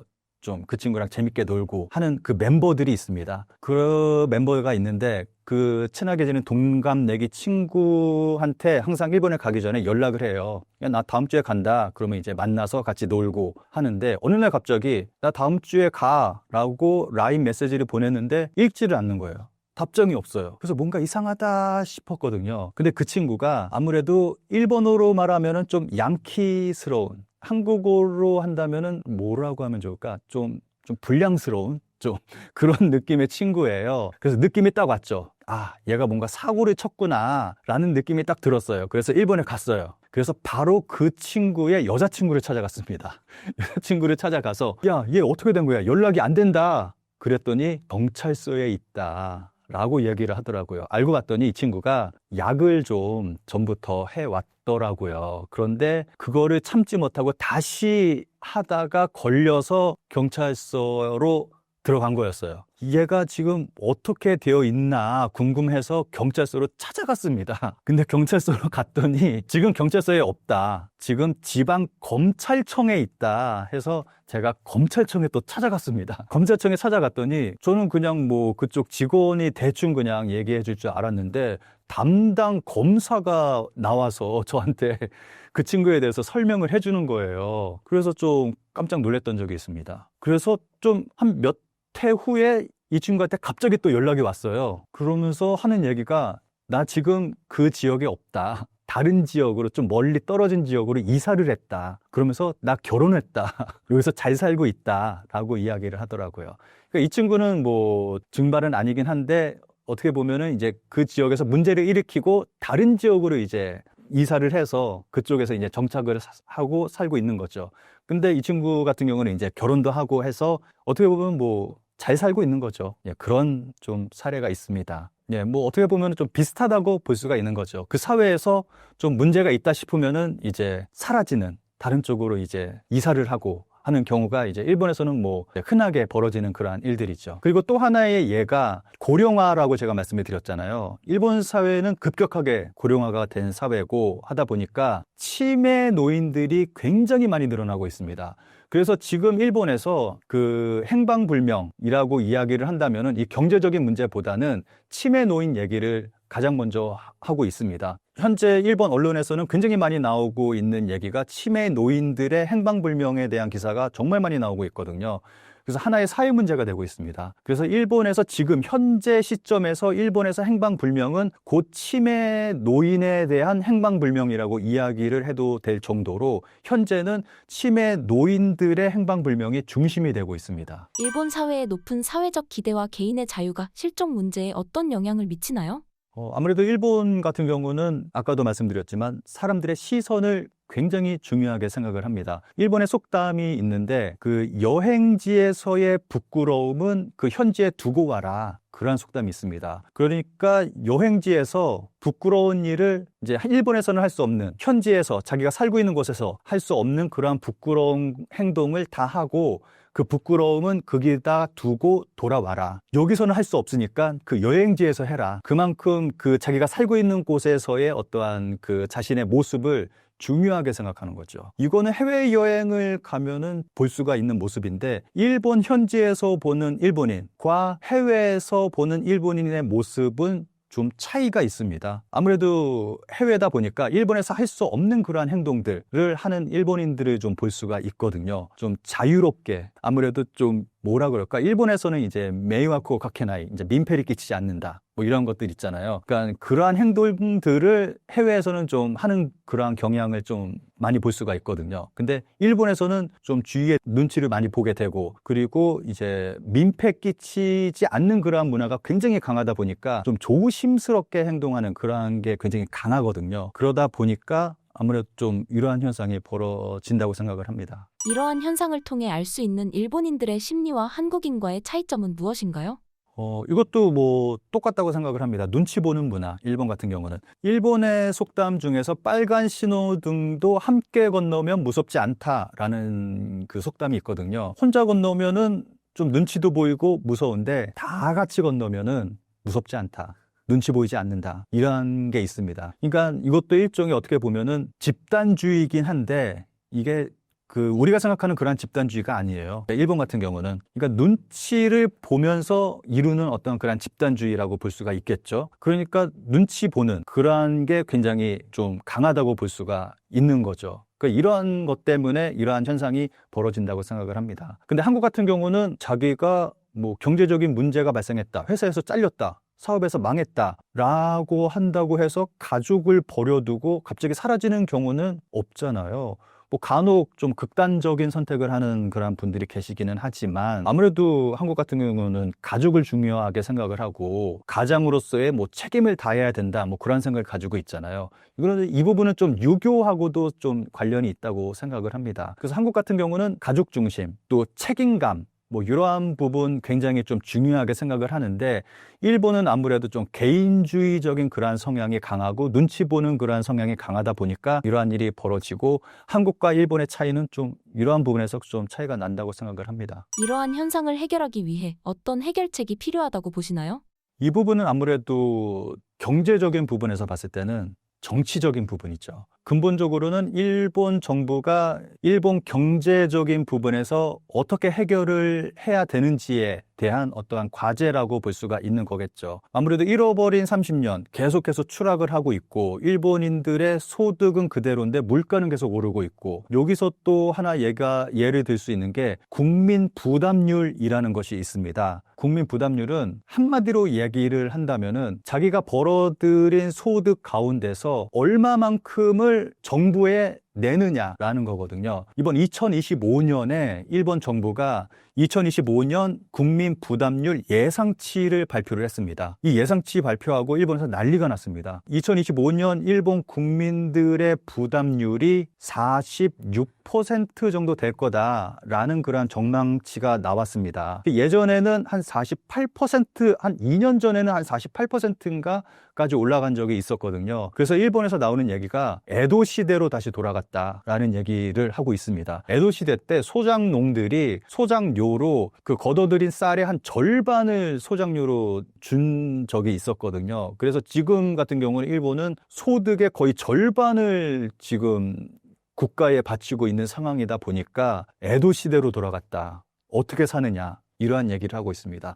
한국 같은 경우는 한 30%가 좀 넘어가는 OECD 평균 정도 되거든요. 근데 한국도 지금 현재 굉장히 가파르게 올라가고 있습니다. 그래서 이 부분은 뭐 새로 들어서는 정부가 이 부분에 대해서 좀 중요하게 좀 정책을 펼칠 필요가 있다고 생각을 합니다. 그리고 또 하나는 고령화를 들 수가 있는데 고령화 부분은 한국이 일본보다 더 빠르게 초고령화 사회로 들어서고 있잖아요. 그래서 이 부분은 한국이 일본을 좀 주의 깊게 볼 필요가 있다고 생각을 합니다.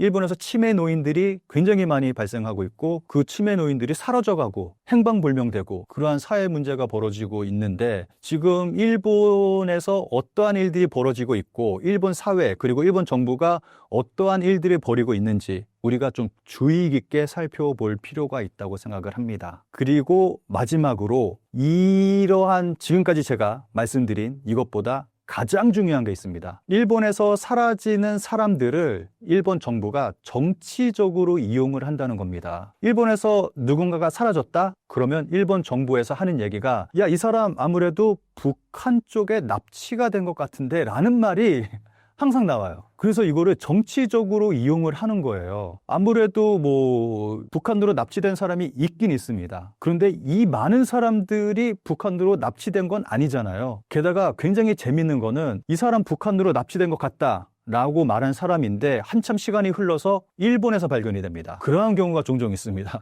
이것 때문에 일본이 좀 놀림을 받거든요. 좀 국제적인 망신을 당하기도 하고 일본 정부가 이야기하는 북한에서 납치됐다라고 하는 거는 전적으로 신뢰할 수 없는 정말 정치적으로 이용을 하고 있는 정말 나쁜 그러한 행동을 하고 있는 거죠.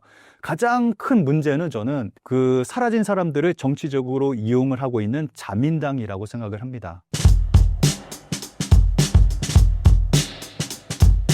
일본에서 매년 수십만 명이 실종된다는 통계의 내용과 화제가 된 이유가 무엇인가요? 아무래도 일본은요, 실존자가 너무 많은 곳입니다. 보통 몇 년간 그 8만 정도가 매년 실존되는 곳입니다. 뭐 수십만 명 아니고요. 8만 명. 그리고 지난해에 통계가 올해 나왔잖아요. 지난해에는 8만 5천 명이었어요. 더 늘어났습니다. 그래서 한국에서 보도될 때, 물론 일본 국내 쪽으로 보도가 될 때 먼저 8만 5천 명 이렇게 보도가 돼요. 사람들이 놀래요. 그래서 조금 전에는요, 이게 굉장히 많은 숫자가 북한에 의해서 납치된 거 아닌가 그런 이야기까지 있었어요. 그래서 한때는 이러한 사람들 중에 800명 정도는 북한에 의한 납치다 이런 이야기까지 나온 적이 있었어요. 그러나 그것은 진짜 가짜 뉴스였거든요. 아무래도 북한의 그러한 일본인 납치 문제가 잘 해결되지 않았을 때 그런 이야기가 많이 나왔던 거예요. 그런데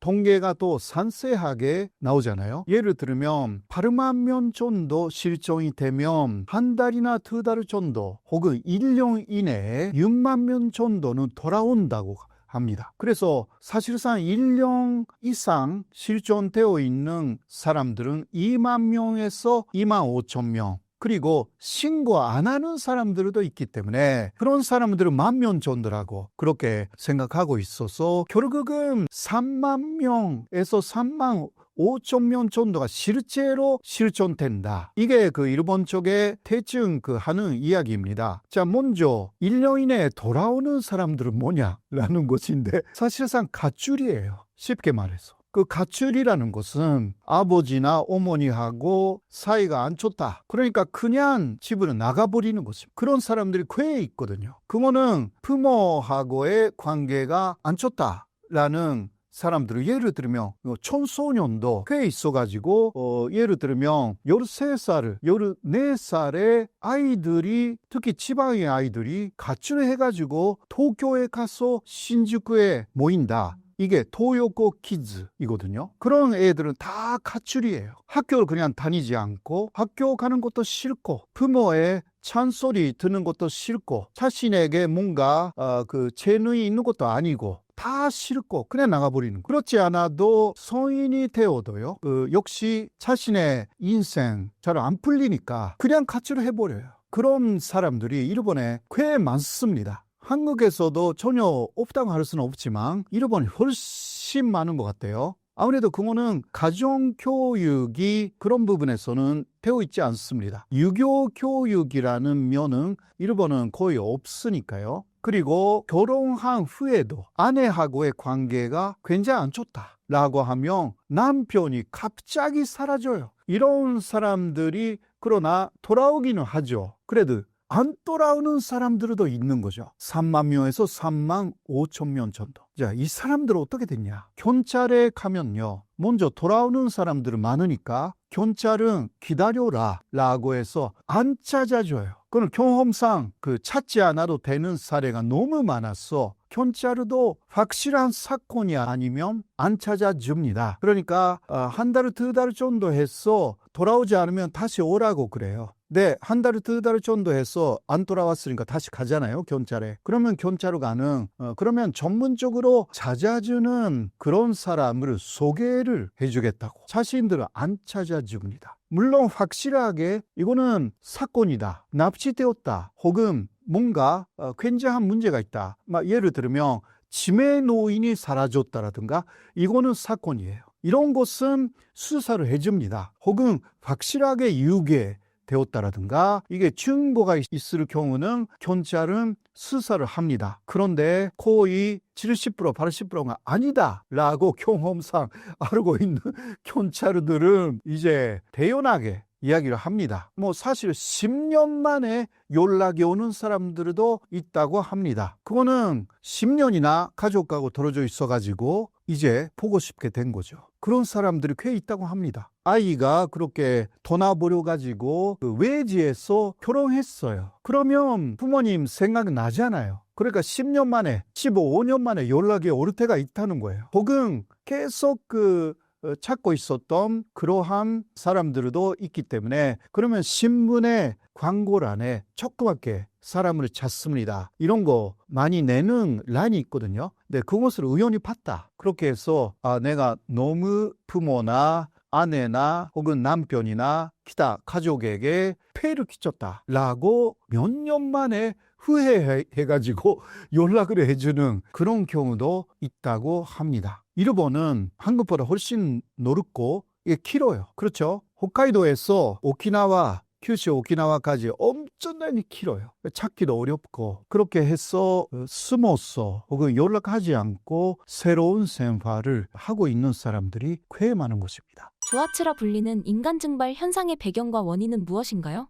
예, 일본에서 이런 것을 조하츠라고 일본말로 하고 증발이라는 뜻인데 어제까지만 해도 몇 시간 전이라고 해도 그냥 멀쩡하게 있었던 사람이 갑자기 없어지는 것입니다. 그러니까 증발을 하듯이 없어지기 때문에 조하츠 라고 하는 거죠. 근데 그런 것들이 일본에서 많아요. 그리고 일본에서는 한국처럼 그 CCTV가 그렇게 많지 않습니다. 한국이야말로 CCTV를 확인하면 그냥 알았어. 스스로 나갔는지 혹은 유괴 당했는지 대충 알 수가 있잖아요. 근데 일본은 그런 그 CCTV가 없는 데가 굉장히 많습니다. 한국하고 일본의 또 다른 부분은 그런 부분이죠. 그래서 어떻게 사라졌는지 알 수가 없습니다. 그래서 조하츠, 증발 이렇게 말합니다. 일본에서 실종되는 사람들의 특징이 무엇인가요? 1년 이상 집을 나감, 증발, 조하츠 한 사람들의 특징이라고 하면 그거는 여러 가지 사유가 있지만 일정한 그 직업이 없거나 그리고 가정 안에서의 불화 이게 있는 거죠. 가정 안에서 사이가 아주 안 좋다. 그리고 친구 관계라든가 이러한 것도 활발하지 않다라는 것들이 좀 있습니다.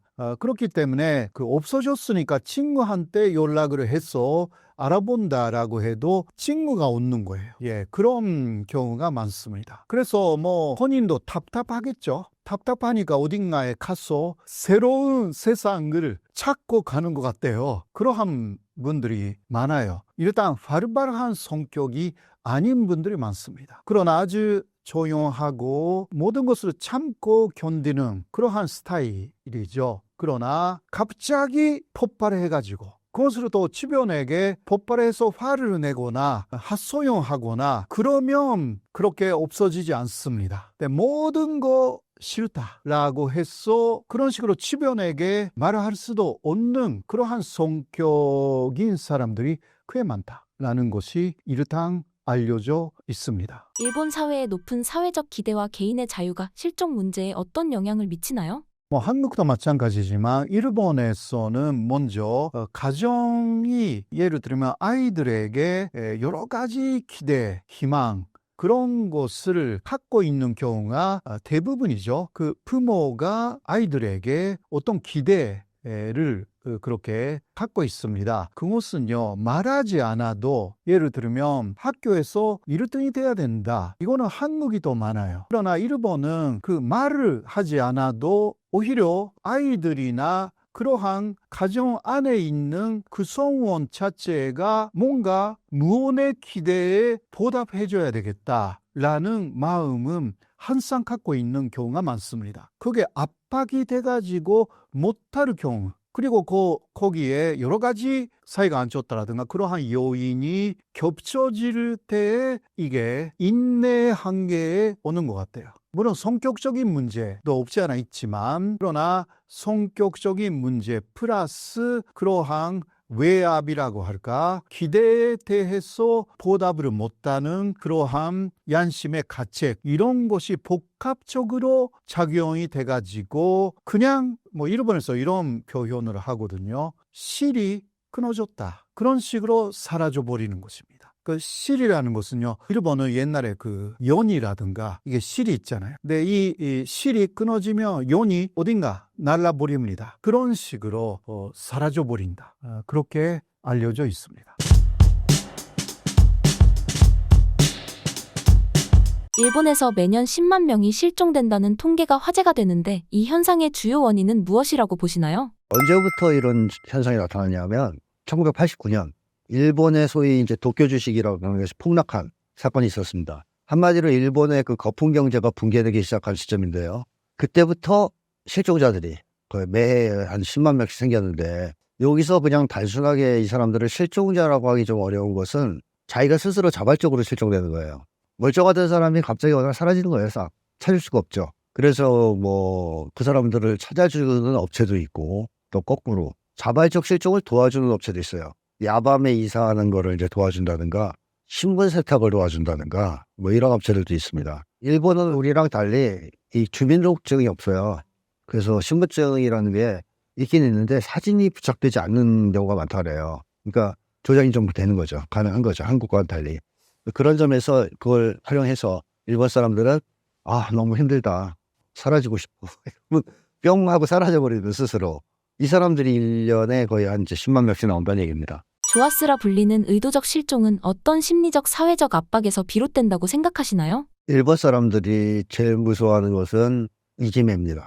집단의 압력 혹은 집단의 비난 이런 걸 제일 무서워한다고 보시면 돼요. 한마디로 집단을 제일 무서워한다고 보면 되는데 또 좀 깊이 들어가면 이 집단은 사실 지배층을 의미해요. 지배층을. 제가 얼마 전에 봤던 일본 공포영화, 또 일본 공포영화의 주제가 그런 게 진짜 많은데요. 한번 보시다 보면 한 마을이 있는데 이 마을은 그야말로 꽁꽁 뭉쳐진 어떤 그 마을의 규칙들이 있어요. 뭐 심지어는 종교적인 규칙 같은 것도 있을 때가 있어요.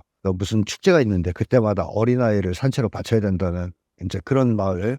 이게 실화에 기초한 건 아닐 수도 있겠지만 어쨌든 일본의 정서를 반영하는 드라마라고 봤을 때 그런 류의 드라마들이 굉장히 많거든요.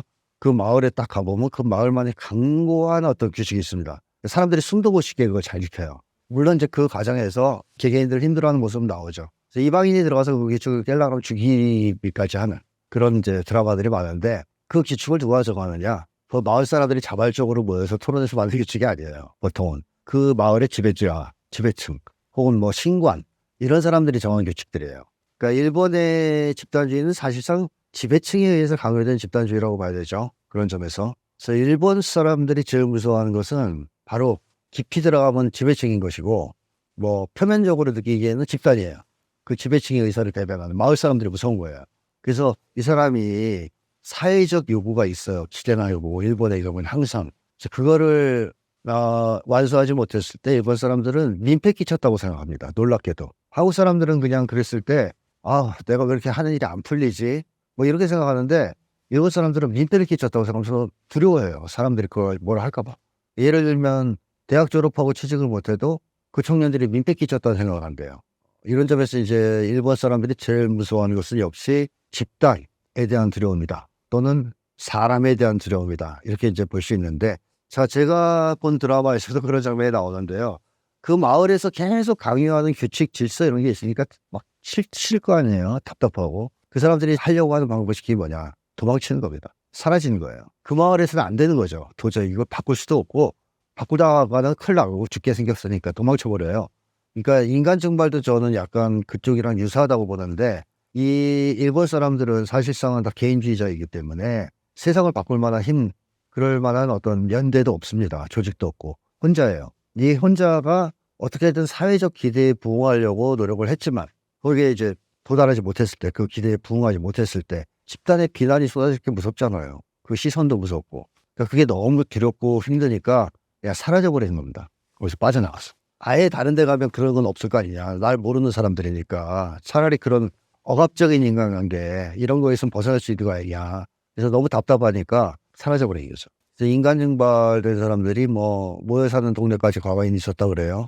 인간 증발촌이 있었는데 근데 워낙 안 좋아서 사라졌다는 거죠. 지금은 한때 그런 것까지 있었다고 합니다. 그러니까 뭐 사업하다 망했다든가 직장 내다 잘렸다든가 취직이 안 된다든가 뭐 이런 식의 사람들. 그러니까 한마디로 사회적 실패자, 약자 뭐 이런 사람들이 인간 증발이 많이 되겠죠. 뭐 잘 나가는 사람들이 굳이 증발될 이유는 별로 없죠. 대체로 그런 사람들. 그러니까 아까 89년 버블 붕괴 이후부터 주식 폭락 이후부터 늘어났다고 말씀드렸던 것을 시사해 주듯이 경제적 실패 같은 걸 했을 때 이제 증발되면 사라져버렸네요.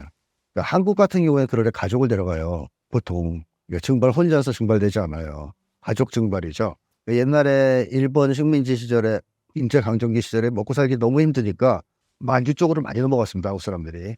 근데 혼자 안 가요. 가족들과 일가친척을 다 데리고 가요. 그래가지고 그 이동하는 거 보면 막 수십 명이 이동하죠. 야반도주도 그 가족 단위로 하지 그렇게 혼자서는 안 갑니다. 일본 혼자 가요. 이게 뭘 의미하느냐. 일본 사람들의 이 인간적 유대, 그러니까 한국인에 비해서 훨씬 약하다는 거죠. 한국 사람들이 갖고 있는 유대에 비해서 훨씬 약하다. 특히 가족 간의 유대조차 그렇다. 그러니까 한국은 가족 간의 유대가 굉장히 강고한 사람들이라서 좀 가슴 아픈 얘기지만 자살도 같이 합니다. 한국은 동반 자살이라 해가지고 자살도 혼자 안 하고 같이 하는 경우가 많아요. 근데 일본 같은 경우는 개인 간 유대가 굉장히 취약해요. 사실상 개인주의자들이기 때문에. 다만 강요된 집단주의에 의해서 규칙을 잘 지키는 사람들일 뿐이지 사실상은 되게 개인주의자들이에요. 그러니까 이런 사람들이 맺는 인간적 유대는 비상적이죠. 그래서 끊을 수가 있어요. 그러니까 인간 증발이 훨씬 용이하죠. 일본 사회가. 그러니까 이제 취약계층에서 또는 사회적 실패한 사람들 중에서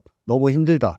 그랬을 때 한국보다는 인간 증발하기가 쉬운 거예요. 한국은 그럼에도 불구하고 엄마 아빠가 있고 형제가 있고 친구가 있고 뭐 이러니까 증발을 못 하는데 일본 사람들은 그게 되게 취약해요. 그게 그 피상적 관계이기 때문에 끊을 수 있는 거죠. 언제라도. 그래서 과감하게 인간 증발을 선택하는 경우가 많다라는 겁니다. 사실 이 경제 문제는 구조적인 문제가 지금 벌써 돼가지고 해결이 잘 안 되고 있는데 그거를 개인들이 사실은 힘을 합쳐서 경제 시스템을 바꾸든지 해야 될 거 아니에요. 계속 지금처럼 어렵게 살 게 아니라. 일본은 단합이 잘 안 되는 나라거든요, 사실.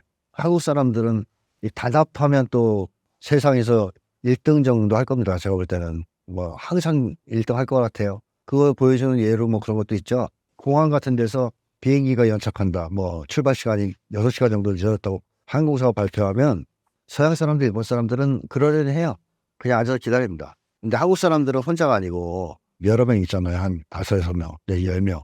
바로 모여서 뭐 이게 6시간이나 늦어지는데 설명도 안 한다 이놈들이. 무성의하다. 그러면 그 자리에 대책이 만들어요. 한 10명이. 그래가지고 항의해서 이 보상금 타내요. 그러니까 이제 돈 밝혀서 그런 게 아니고 한국 사람들 잘 뭉친다 이거예요. 그만큼 잘 뭉친다는 거죠. 그래서 어떤 한 그 비행기 스튜디오스가 한 얘기를 봐도 한국인과 일본인의 차이, 뭐 불편하신 거 있습니까? 그러면 서양 사람들은 그냥 대체로 얘기하고 불편한 게 있으면 한국 사람들은 불편한 게 있지만 알아서 해결한대 자기들끼리. 거기 한국 사람들 한 명이 아니니까 여러 명이니까. 네, 우리가 알아서 할게요. 그래서 다 해결한다는 거예요. 일본 사람들은 진짜로 웃기는 게 불편한 거 하나도 없다는 거예요. 없습니다. 없습니다. 근데 나중에 비행기에서 내린 다음에 이거 기차기계 하는 거 거기다가 컴플레인 거는 거는 다 일본 사람이래요. 뭐가 안 좋고 뭐가 불편했고 뭐가 기분 나빴고 보면 다 일본 사람이란 거예요. 그래서 그 비행기 승무원이 아니 그 자리에서 얘기는 안 하고 참 재밌는 사람들이다 일본 사람들. 좀 먼저 안 좋게 얘기한 거죠. 그러니까 일본 사람들이 이제 그만큼 그 자리에서 사람이 많아도 단합해서 문제를 해결하는 데에서는 취약해요. 다 개인이에요, 개인. 그러니까 한국인처럼 한국이 단합해서 문제를 해결한다면 일본인들은 개인이기 때문에 그 자리에서 참고 힘이 없으니까 뒤에 와서 이제 꽁시렁대는 건데 어떻게 보면은 그 일본의 이 증발 문제도 그런 것과 일맥상통하는 게 있죠. 한국 사람들 같은 경우에는 그 정도로 경제적 처지가 나빠서 벼랑 끝에 몰리면 싸우는 편입니다. 힘을 합쳐서. 물론 한국도 신자유주의 이후에 개인주의나 개인화가 너무 많이 진행돼서 지금은 옛날만큼은 그렇게 힘을 합쳐서 잘 못 싸우지만 그래도 뭐 대통령이 이상한 짓 하면 이렇게 모이듯이 여전히 한국은 그래도 모일 수 있는 힘이 있다면 일본은 그런 게 없기 때문에 그걸 다 개인이 감당해야 된단 말이에요. 그 개인이 집단의 압력, 집단의 어떤 그런 요구 또는 비난을 감당하는 힘은 굉장히 취약하죠. 일본 사람들은. 그 상태에서 대인관계, 인간관계는 피상적이란 말이죠. 그러니까 당연히 증발을 할 수밖에 없는 것이 이제 일본이라. 근데 한국은 그런 증발보다는 차라리 자살하는 경우가 많죠. 여기 한국 자살률이 높잖아요. 인간 증발률보다는. 그러니까 왜 그러냐 하면 한국 사람들은 일본 사람들은 원래 혼자 살았으니까 개인주의자로서 다른 데 가서도 살 수 있다고 생각해요. 그러니까 한국인들은 뭘 제일 무서워하느냐 하면 다른 사람들과 연계가 끊기거나 공동체로부터 배제되는 걸 제일 무서워합니다. 그러면 이 사람은 딴 데 가도 똑같은 거예요. 심리적으로 볼 때. 어차피 이 관계에서 배제됐는데 딴 데 가면 받아들여진다고 생각 안 해요. 한국 사람들은. 그리고 관계없이는 못 살아요. 그렇기 때문에 그럴 바엔 차라리 그냥 끝내겠다. 이런 쪽에 더 심리가 강하죠. 한국 사람들은. 그래서 한국인들은 극단적 상황에 몰리면 보통 자살 같은 걸 많이 하는데 일본인들은 사라져버리는 거죠. 딴 데 가서 살고. 근데 뭐 참고로 말씀드리면 한국인들은 원래 자살을 많이 하는 민족이 아닙니다. 옛날부터 자살을 거의 안 하는 민족으로 알려져 있죠. 서양인들이나 일본 사람들은 개인주의가 강해가지고 개인주의가 드러내는 특유의 그 자살이 있어요. 고독에 의한 자살, 우울에 의한 자살, 뭐 염세 자살, 비관 자살 뭐 이런 것들이 서양도 있었고 과거부터 일본도 많았어요. 근데 한국은 없어요. 그런 자살이 과거에 보면 기록이 하나도 없습니다. 한국인들은 항상 같이 어울려 살았기 때문에 공동체로 외로운 것이나 뭐 불안이라든가 비관, 염세 이런 게 없었어요. 그래서 자살을 안 했던 사람들인데 한국인들이 유일하게 했던 자살은 명예자살밖에 없습니다. 그러니까 연련대 뭐 더럽혀졌다라든가 명예가 오독돼 그럴 때 이제 막 심지어 자살하면서 자기 결백을 주장하는 사실 이건 자살이라기보다는 사회적 저항에 가까운 거죠. 또는 나라를 빼앗겼을 때 분해서 항의하는 차원에서 자결하기 이것도 뭐 사실은 그 신세 한탄 자살하고는 전혀 차원이 다른 적극적인 의사표현과 사회적 저항이라고 봐야 되지 않습니까? 그래서 엄밀한 의미에서 한국은 자살이 없는 나라였다고까지 얘기하는 건데요. 언제부터 자살자가 증가하기 시작하느냐면 일본 식민지 시절부터예요. 그때부터 자살자가 나옵니다. 우리나라 언론도 그때부터 그 문제를 다뤄요. 그래서 자살자가 원래 없었는데 왜 생기는 거냐? 뭐 이런 것들을 동아일보나 그 당시에 조선일보 같은 데서 보도하기 시작하거든요.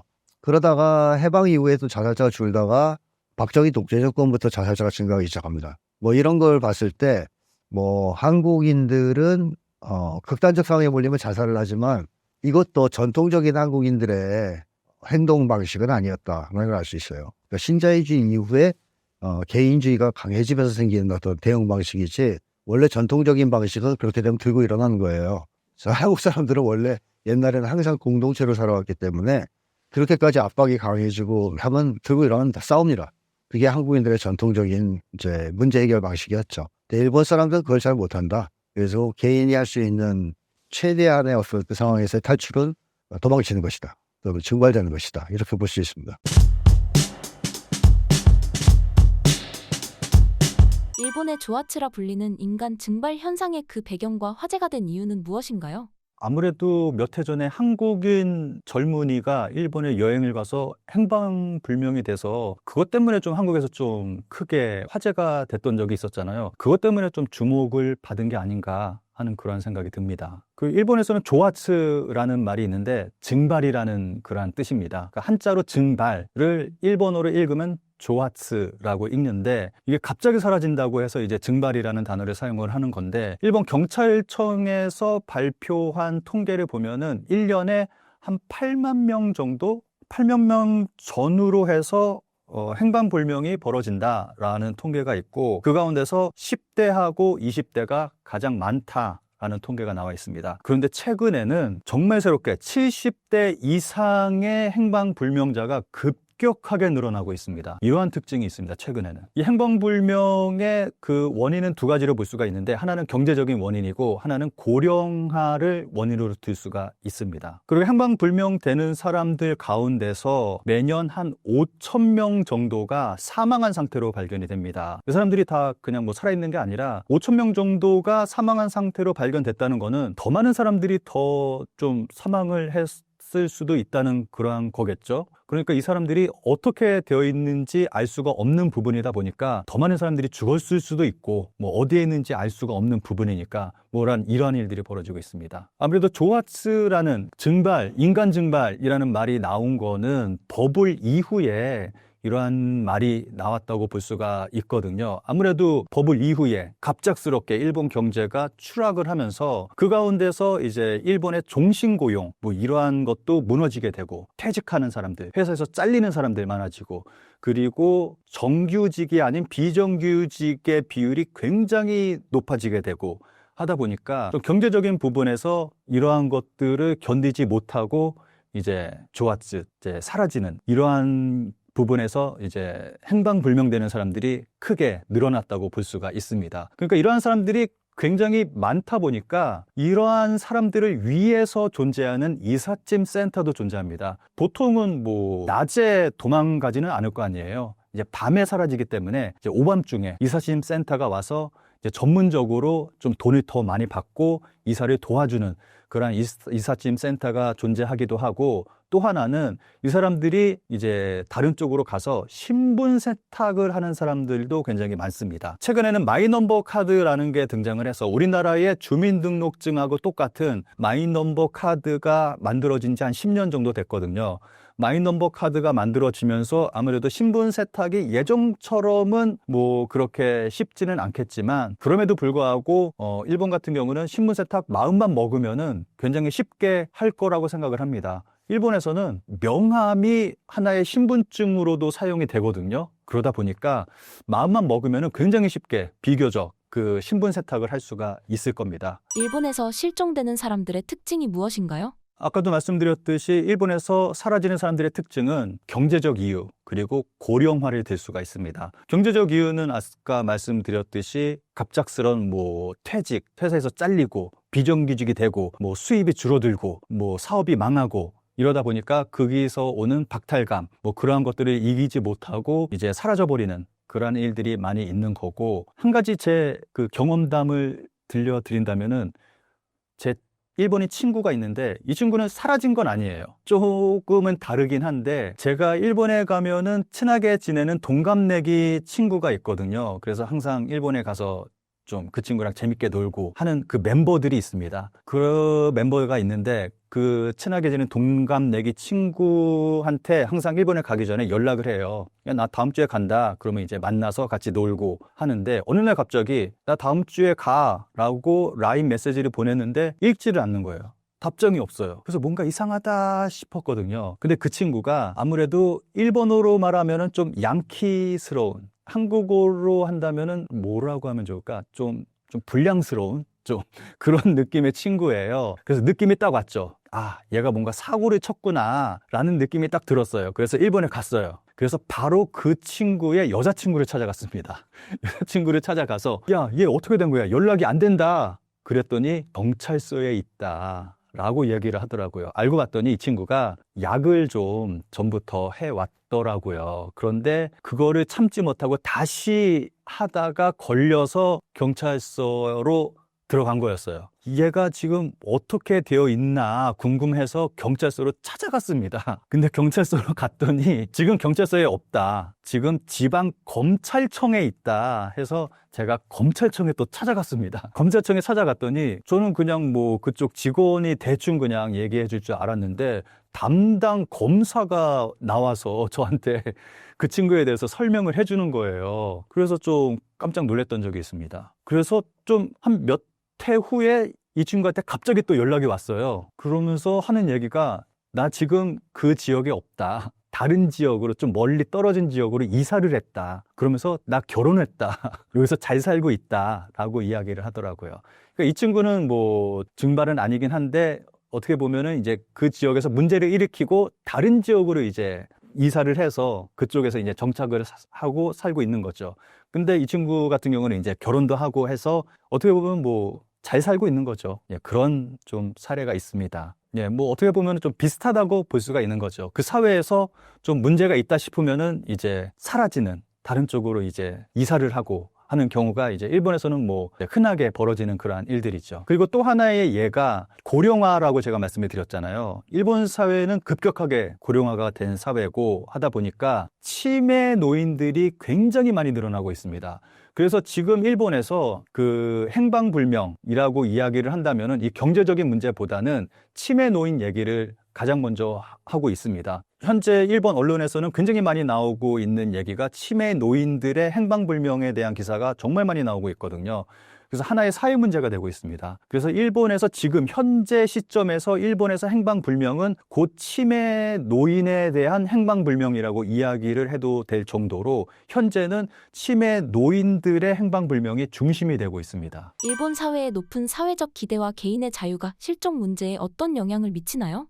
아무래도 일본 같은 경우는 아까도 말씀드렸지만 사람들의 시선을 굉장히 중요하게 생각을 합니다. 일본의 속담이 있는데, 그 여행지에서의 부끄러움은 그 현지에 두고 와라. 그런 속담이 있습니다. 그러니까 여행지에서 부끄러운 일을 이제 일본에서는 할 수 없는, 현지에서 자기가 살고 있는 곳에서 할 수 없는 그러한 부끄러운 행동을 다 하고, 그 부끄러움은 거기다 두고 돌아와라. 여기서는 할 수 없으니까 그 여행지에서 해라. 그만큼 그 자기가 살고 있는 곳에서의 어떠한 그 자신의 모습을 중요하게 생각하는 거죠. 이거는 해외여행을 가면은 볼 수가 있는 모습인데, 일본 현지에서 보는 일본인과 해외에서 보는 일본인의 모습은 좀 차이가 있습니다. 아무래도 해외다 보니까 일본에서 할 수 없는 그러한 행동들을 하는 일본인들을 좀 볼 수가 있거든요. 좀 자유롭게, 아무래도 좀 뭐라 그럴까? 일본에서는 이제 메이와쿠 가케나이, 이제 민폐를 끼치지 않는다. 뭐 이런 것들 있잖아요. 그러니까 그러한 행동들을 해외에서는 좀 하는 그러한 경향을 좀 많이 볼 수가 있거든요. 근데 일본에서는 좀 주위에 눈치를 많이 보게 되고, 그리고 이제 민폐 끼치지 않는 그러한 문화가 굉장히 강하다 보니까 좀 조심스럽게 행동하는 그러한 게 굉장히 강하거든요. 그러다 보니까 아무래도 좀 이러한 현상이 벌어진다고 생각을 합니다. 이러한 현상을 통해 알 수 있는 일본인들의 심리와 한국인과의 차이점은 무엇인가요? 이것도 뭐 똑같다고 생각을 합니다. 눈치 보는 문화, 일본 같은 경우는. 일본의 속담 중에서 빨간 신호등도 함께 건너면 무섭지 않다라는 그 속담이 있거든요. 혼자 건너면은 좀 눈치도 보이고 무서운데 다 같이 건너면은 무섭지 않다. 눈치 보이지 않는다. 이런 게 있습니다. 그러니까 이것도 일종의 어떻게 보면은 집단주의이긴 한데 이게 우리가 생각하는 그런 집단주의가 아니에요. 일본 같은 경우는. 그러니까 눈치를 보면서 이루는 어떤 그런 집단주의라고 볼 수가 있겠죠. 그러니까 눈치 보는 그러한 게 굉장히 좀 강하다고 볼 수가 있는 거죠. 그러니까 이러한 것 때문에 이러한 현상이 벌어진다고 생각을 합니다. 근데 한국 같은 경우는 자기가 뭐 경제적인 문제가 발생했다. 회사에서 잘렸다. 사업에서 망했다라고 한다고 해서 가족을 버려두고 갑자기 사라지는 경우는 없잖아요. 뭐 간혹 좀 극단적인 선택을 하는 그런 분들이 계시기는 하지만 아무래도 한국 같은 경우는 가족을 중요하게 생각을 하고 가장으로서의 뭐 책임을 다해야 된다 뭐 그런 생각을 가지고 있잖아요. 이거는 이 부분은 좀 유교하고도 좀 관련이 있다고 생각을 합니다. 그래서 한국 같은 경우는 가족 중심 또 책임감 뭐 이러한 부분 굉장히 좀 중요하게 생각을 하는데 일본은 아무래도 좀 개인주의적인 그러한 성향이 강하고 눈치 보는 그러한 성향이 강하다 보니까 이러한 일이 벌어지고 한국과 일본의 차이는 좀 이러한 부분에서 좀 차이가 난다고 생각을 합니다. 이러한 현상을 해결하기 위해 어떤 해결책이 필요하다고 보시나요? 이 부분은 아무래도 경제적인 부분에서 봤을 때는 정치적인 부분이죠. 근본적으로는 일본 정부가 일본 경제적인 부분에서 어떻게 해결을 해야 되는지에 대한 어떠한 과제라고 볼 수가 있는 거겠죠. 아무래도 잃어버린 30년 계속해서 추락을 하고 있고 일본인들의 소득은 그대로인데 물가는 계속 오르고 있고 여기서 또 하나 예를 들 수 있는 게 국민 부담률이라는 것이 있습니다. 국민 부담률은 한마디로 얘기를 한다면은 자기가 벌어들인 소득 가운데서 얼마만큼을 정부에 내느냐라는 거거든요. 이번 2025년에 일본 정부가 2025년 국민 부담률 예상치를 발표를 했습니다. 이 예상치 발표하고 일본에서 난리가 났습니다. 2025년 일본 국민들의 부담률이 46% 정도 될 거다라는 그런 전망치가 나왔습니다. 예전에는 한 48%, 한 2년 전에는 한 48%인가 까지 올라간 적이 있었거든요. 그래서 일본에서 나오는 얘기가 에도 시대로 다시 돌아갔다라는 얘기를 하고 있습니다. 에도 시대 때 소작농들이 소작료로 그 걷어들인 쌀의 한 절반을 소작료로 준 적이 있었거든요. 그래서 지금 같은 경우는 일본은 소득의 거의 절반을 지금 국가에 바치고 있는 상황이다 보니까 에도 시대로 돌아갔다. 어떻게 사느냐 이러한 얘기를 하고 있습니다. 한국 같은 경우는 한 30%가 좀 넘어가는 OECD 평균 정도 되거든요. 근데 한국도 지금 현재 굉장히 가파르게 올라가고 있습니다. 그래서 이 부분은 뭐 새로 들어서는 정부가 이 부분에 대해서 좀 중요하게 좀 정책을 펼칠 필요가 있다고 생각을 합니다. 그리고 또 하나는 고령화를 들 수가 있는데 고령화 부분은 한국이 일본보다 더 빠르게 초고령화 사회로 들어서고 있잖아요. 그래서 이 부분은 한국이 일본을 좀 주의 깊게 볼 필요가 있다고 생각을 합니다. 일본에서 치매 노인들이 굉장히 많이 발생하고 있고 그 치매 노인들이 사라져가고 행방불명되고 그러한 사회 문제가 벌어지고 있는데 지금 일본에서 어떠한 일들이 벌어지고 있고 일본 사회 그리고 일본 정부가 어떠한 일들을 벌이고 있는지 우리가 좀 주의 깊게 살펴볼 필요가 있다고 생각을 합니다. 그리고 마지막으로 이러한 지금까지 제가 말씀드린 이것보다 가장 중요한 게 있습니다. 일본에서 사라지는 사람들을 일본 정부가 정치적으로 이용을 한다는 겁니다. 일본에서 누군가가 사라졌다? 그러면 일본 정부에서 하는 얘기가 야, 이 사람 아무래도 북한 쪽에 납치가 된 것 같은데 라는 말이 항상 나와요. 그래서 이거를 정치적으로 이용을 하는 거예요. 아무래도 뭐 북한으로 납치된 사람이 있긴 있습니다. 그런데 이 많은 사람들이 북한으로 납치된 건 아니잖아요. 게다가 굉장히 재밌는 거는 이 사람 북한으로 납치된 것 같다 라고 말한 사람인데 한참 시간이 흘러서 일본에서 발견이 됩니다. 그러한 경우가 종종 있습니다. 이것 때문에 일본이 좀 놀림을 받거든요. 좀 국제적인 망신을 당하기도 하고 일본 정부가 이야기하는 북한에서 납치됐다라고 하는 거는 전적으로 신뢰할 수 없는 정말 정치적으로 이용을 하고 있는 정말 나쁜 그러한 행동을 하고 있는 거죠. 가장 큰 문제는 저는 그 사라진 사람들을 정치적으로 이용을 하고 있는 자민당이라고 생각을 합니다.